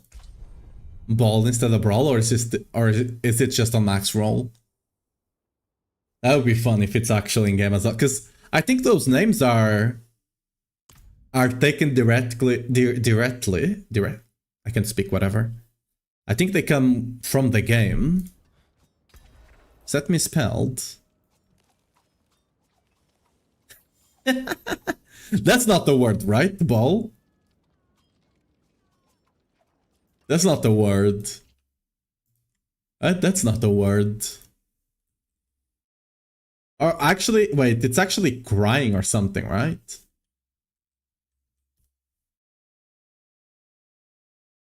Or wailing. I guess? Okay, maybe it's not misspelled, maybe it's just... You're just crying in pain so you get more DR.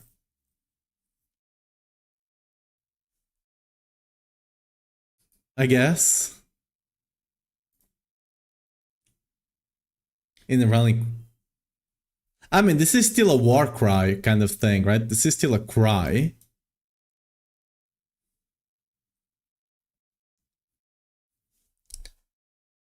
Regardless.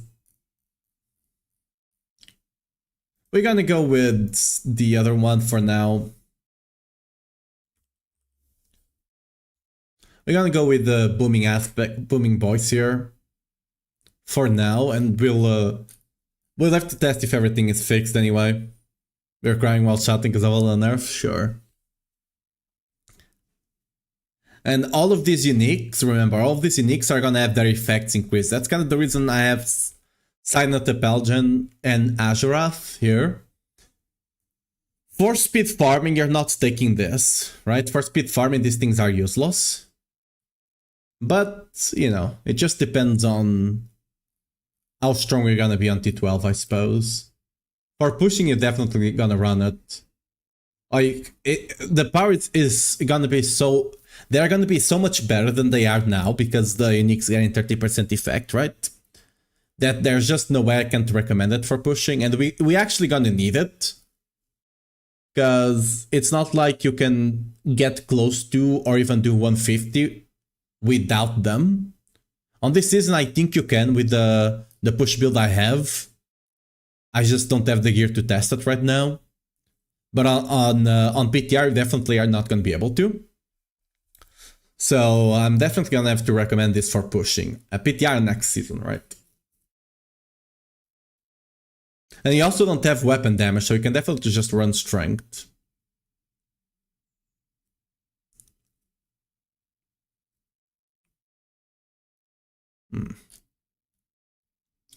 Yeah, this seems about right. I mean, and then you just have resist over here, right? I still prefer to run flawless on one of them, but...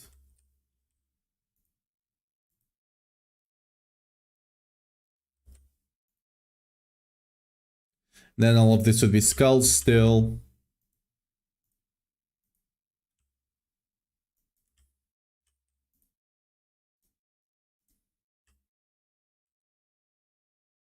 Yeah,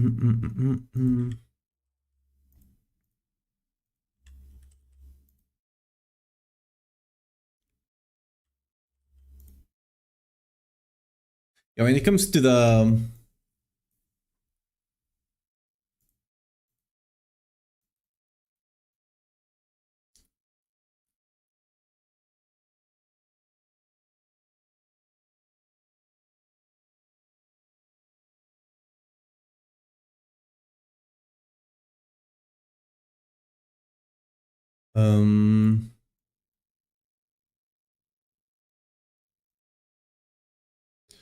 This definitely goes away.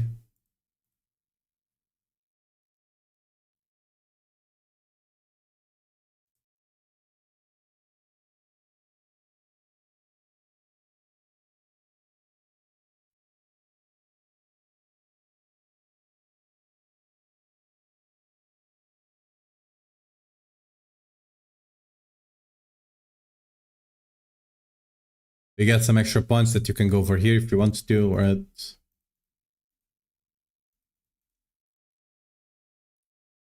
Everything else I think stays the same though. I mean, okay, this can't stay because we're not using a polearm anymore, right? That would have to change.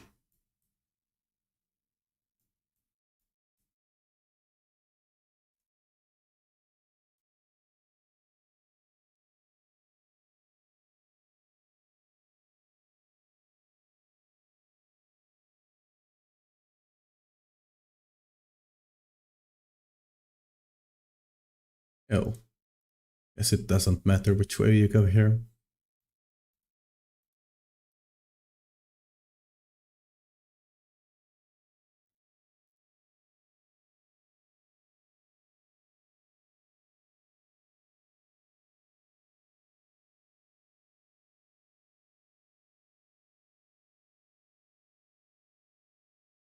Probably better than this.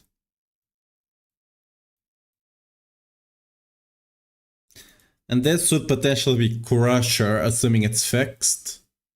We don't know if it's fixed or not, but wait, do actually? Oh, we don't have an overpowered charge actually. Ooh. Yeah.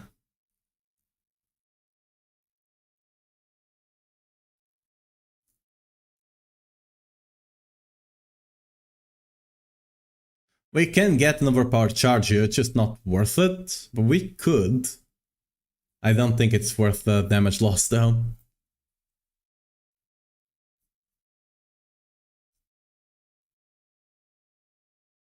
We could get one here as well. There's ways for us to get overpowered charges to run Crusher. I just don't think it's... I mean, that's assuming it's fixed as well, right? Which it might not be.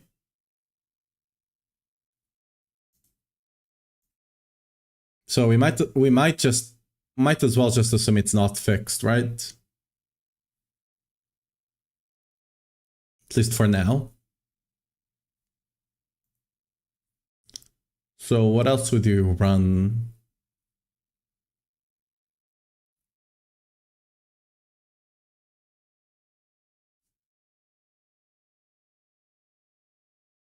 I mean, in Beaver, sure, we can run in Beaver.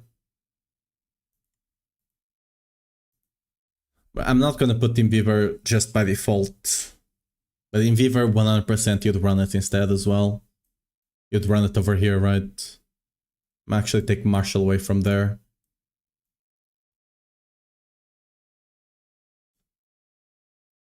Let's push Marshall down here.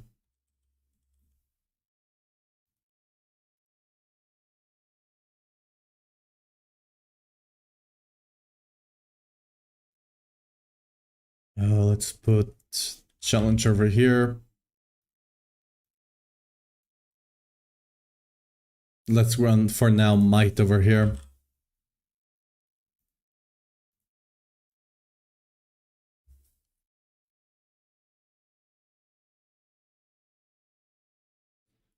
Yeah, this will be it for now. And this Might can be changed to something else potentially, but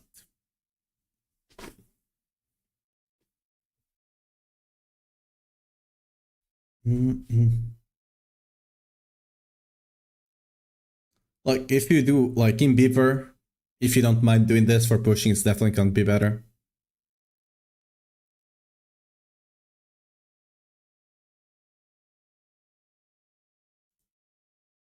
Be casual friendly.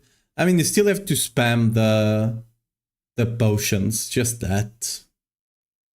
It's not really that casual friendly because if you're doing any content that things are just dying fast, you just need to be spamming pots 24/7. Spamming pots is not the hard part because you're gonna be running Iron Skin, but you still have to spam them, right? You still have to just be clicking there for spamming. I'll probably recommend it for pushing because it's kind of easy with Iron Skin, with Iron Skin having such a low cooldown. But yeah, for general play, I will not. Yeah, that's probably gonna be what we're gonna be running at least for by default. We're still gonna try these bleed shenanigans.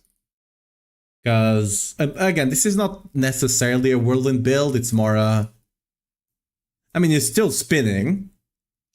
You always got, like, your main skill is still gonna be Whirlwind, but your damage is gonna be coming from Rupture. So, I don't know. We'll see. I mean, there's a point. Yeah, there's nothing. I mean, you're probably better off just playing with Rupture now. Because then you can also run Third Blade. Right? Just run Third Blade and you play with the Rupture.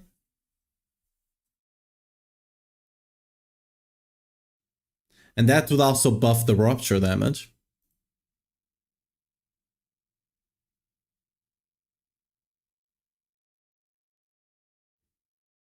His damage over Gem Strength? It's probably still gonna be Gem Strength.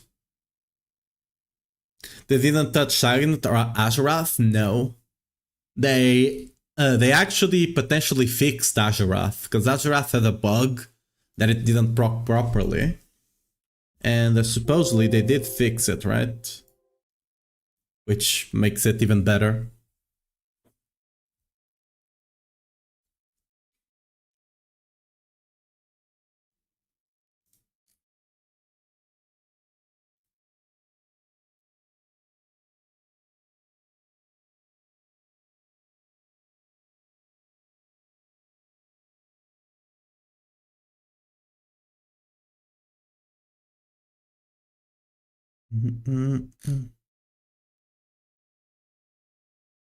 Oh, we can't actually run her right here.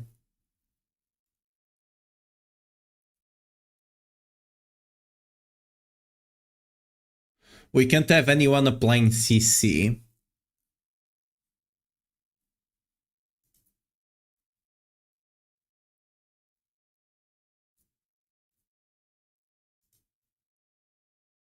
So we probably just take this. We can't have anyone applying CC, because it will just break the other thing. Ooh, this one slows. So we can't run that either.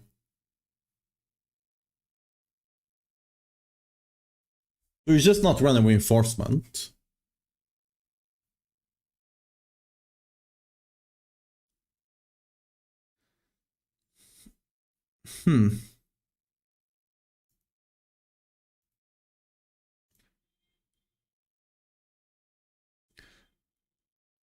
I mean, does any reinforcement actually...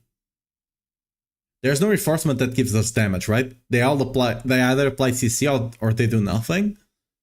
Right?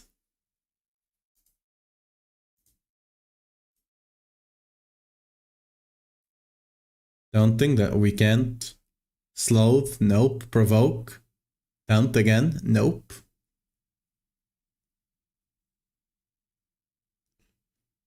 Taunts enemies, nope. Putting enemies in. Again, another pool that you can't control, so no.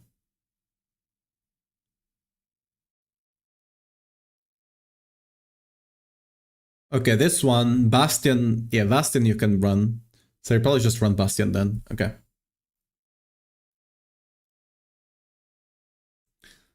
Because you can't run anything with CC. So that will probably be it. Okay. We'll test this out tomorrow. For Paladin, nothing is really changing. Things just got buffed and they did lose resolve stacking. But yeah. We go back to Grig. We go back to Grig farming. Oh, there's a Whisper. How nice.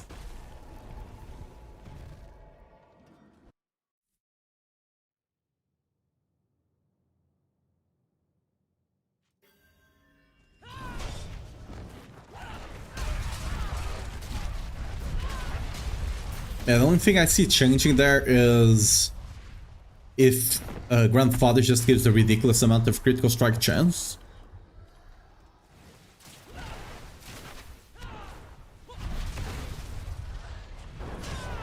Oh, I'm running... Whoops.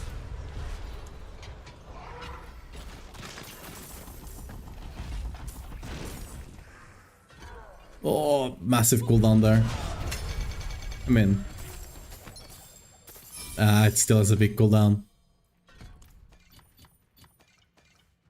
Well, unlucky. Excellent fight.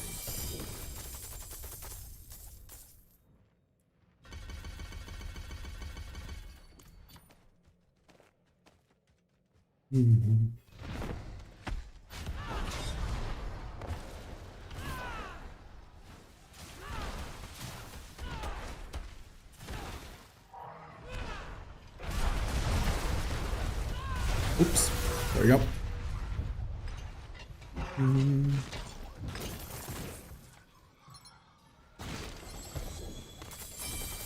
We got a good charm there. Potentially. They don't sell. If they are not GA right now, I don't think anyone cares. At least not for a worth enough price, you know?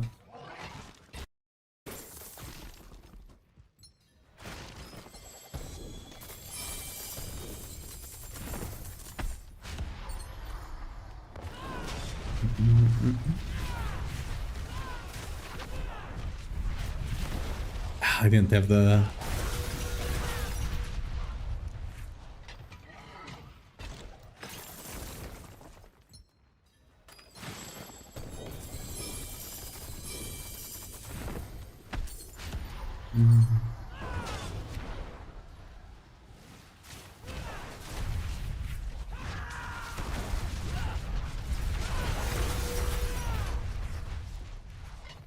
The cooldown part as well, we might be able to min-max some of those GAs and Masterworks onto Vulnerable. But that's something I will do for pushing. For farming, I'm still gonna just recommend that you get as much cooldown as you can, because that will just make the build feel better. And you'll never have those weird times that you just don't have Wrath of Berserker.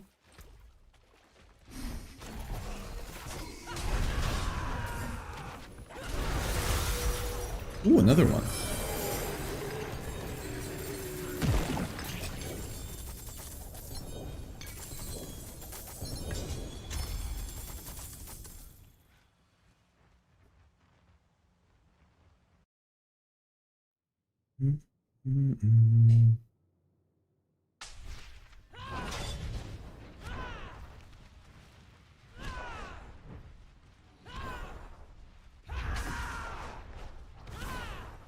They were nothing.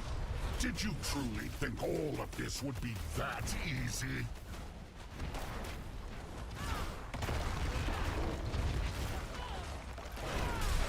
You think you've won?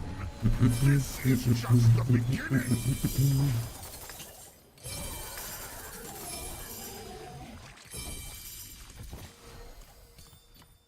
Okay, back to done.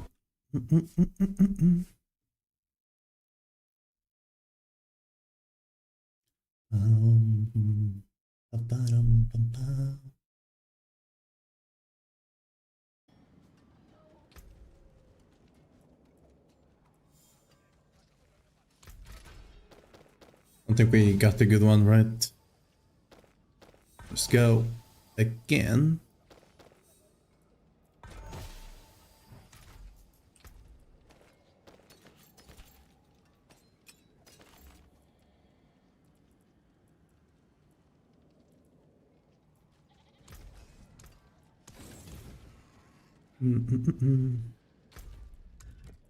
Let's remember to reset. Let's get our little cash over here. Yeah, let me go do the other whisper. Where's the other PP one? Over here. Okay.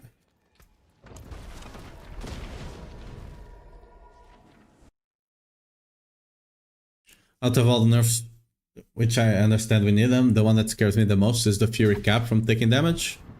Oh, why? That was really only relevant for Salig.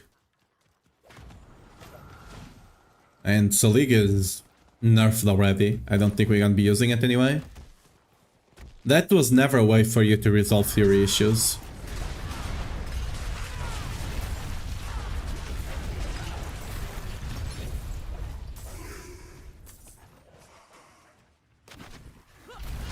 Like, you never relied on that for Fury.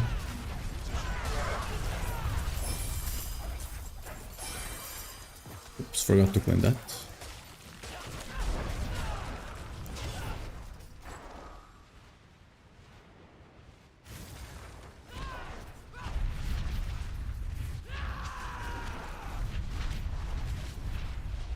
Refuse to say sustain? No.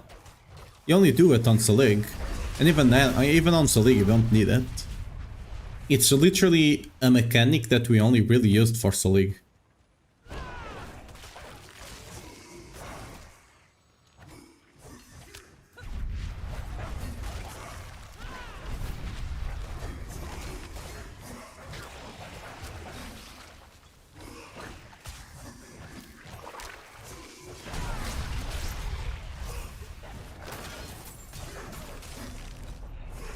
It's not really a reliable way, because normally you just don't want to get hit to begin with if you can avoid it.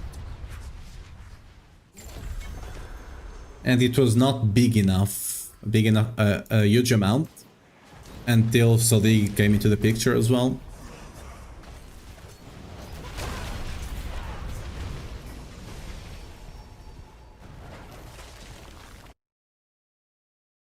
Like, most people didn't even know Barb generated Fury when hit until we started playing with Selig in Season 11.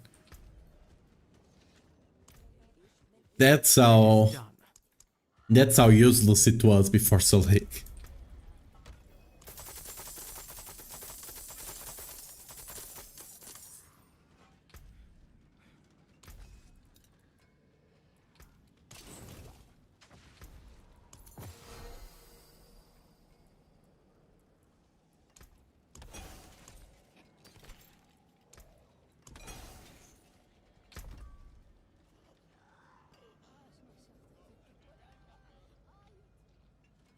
So Janet works right. Again, only for Selig.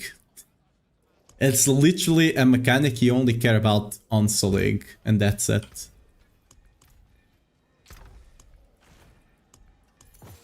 Welcome to my home away from home.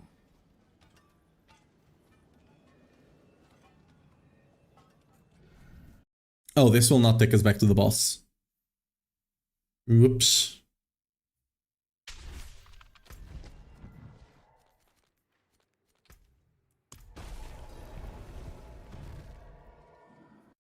We will not be having any resource issues, don't you worry about that. The only issues we're gonna have is surviving. That's the only issues you need to be worried about. On Whirlwind will probably be fine, because I already played Whirlwind without Resolve or Selig this season, and you could survive. You're still randomly dying every now and again, but you could definitely survive. As long as you avoided the explosions and stuff like that. But other barbarian builds are definitely gonna struggle. They were nothing.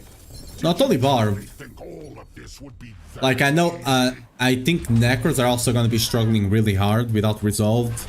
Alden is gonna struggle a bit, not too much, but they will. This is just the beginning.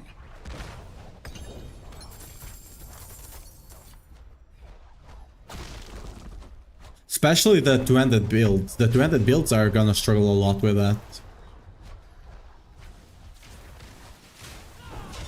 The shield builds not so much, I don't think, but the two-handed builds will definitely struggle a bit.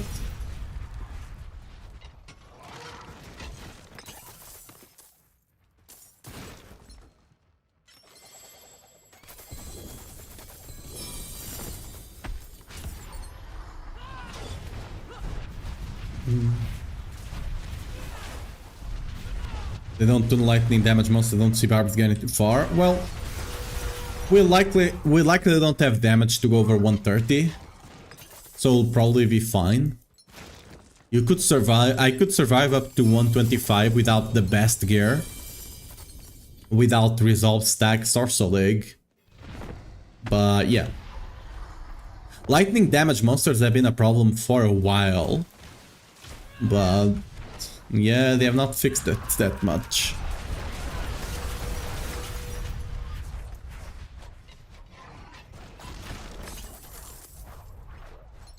We'll see what they do after the PTR.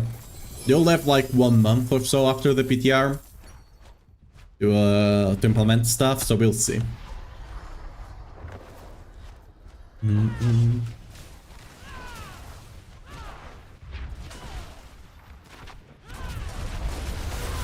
Get it down, get it down, odora.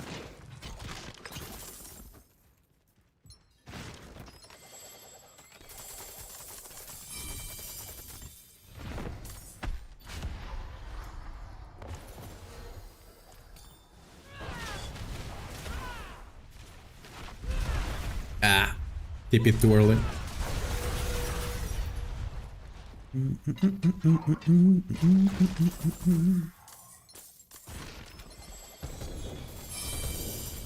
Ooh, potentially good set charm. Not really.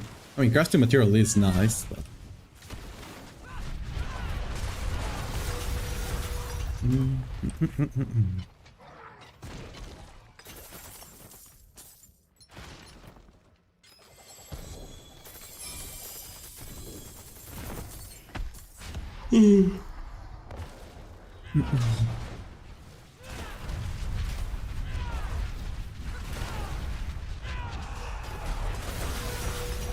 get it down, odore.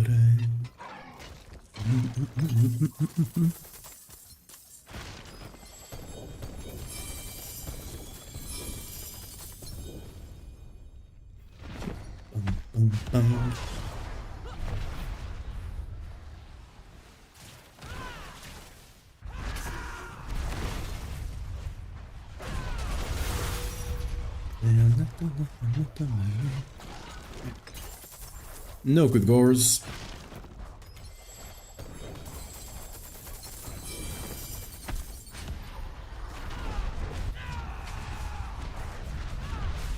Does monsters ignore lightning resist?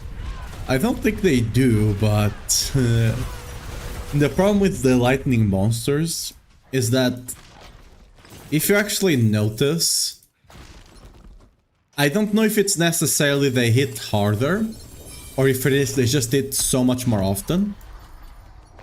Because when you compare the lightning monsters, you have the sparks, you have those lightning conduits, you have the lightning swirls or whatever you want to call it. All of those hit way more often than any other damage type.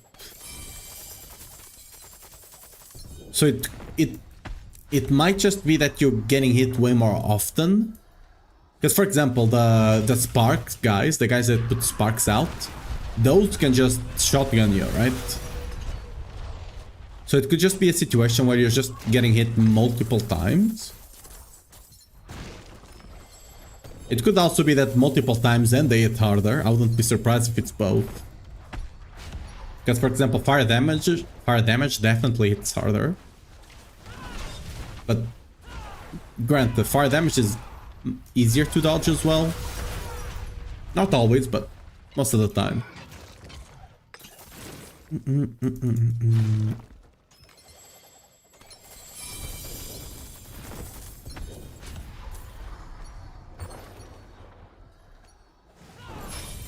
Oh.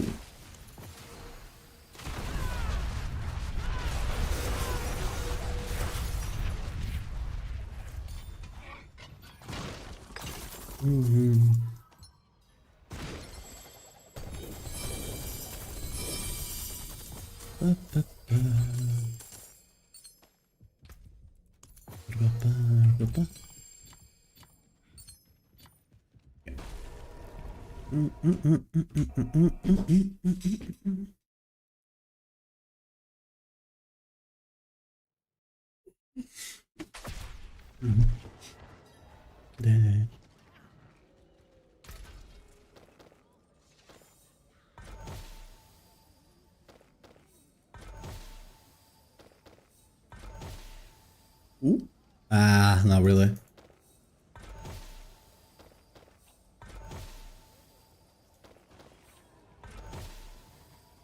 Potentially.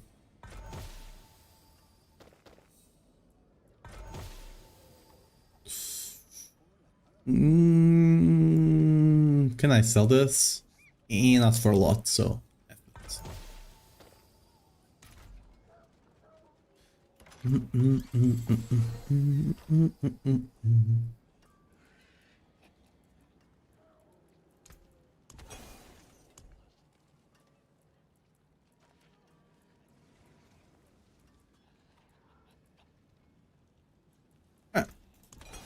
Let me look at the... Okay, actually, today, let's end the stream here for today. Tomorrow, we didn't get anything. We actually just... Today, we just lost the Tibalt's Will. We had a really good Tibalt's Will, with Strength, Max Life, Armor, and Gem Strength. It also had Lightning Resist, I think, which was incredibly good. I accidentally killed it. So today, we're actually behind. Somehow. Because of a screw up. But anyway. We're gonna be tomorrow. We probably start the stream a bit later because we start a bit later so we can play a bit longer into the PTR, right? So I'll probably start streaming like 5 GMT, maybe 5:30, close to the PTR release. We'll just be theory crafting a bit beforehand, maybe theory crafting a bit on the Paladin, because I think I must. Yeah, I think I'm mostly done for Barb. We might mess around a bit with the bleed, just to kind of get a feel of what the plan is. Depending on what works and what doesn't, but yeah. Anyway guys, thanks for coming. We're not gonna be raiding anyone today because I don't have anyone ready and everyone is playing PoE2 anyway. So I'll see you guys tomorrow for the PTR at around 5:30 GMT, somewhere there, okay? Bye bye guys. Trust, Whirlwind is still gonna be good. I'm fairly certain. Bye bye. Stream ending. Bye bye. It was a shorter stream today, but you know. Tomorrow it'll be longer for sure. We also need to mess around with the goblins, 100%. I've been collecting a couple of roots and we'll be using those.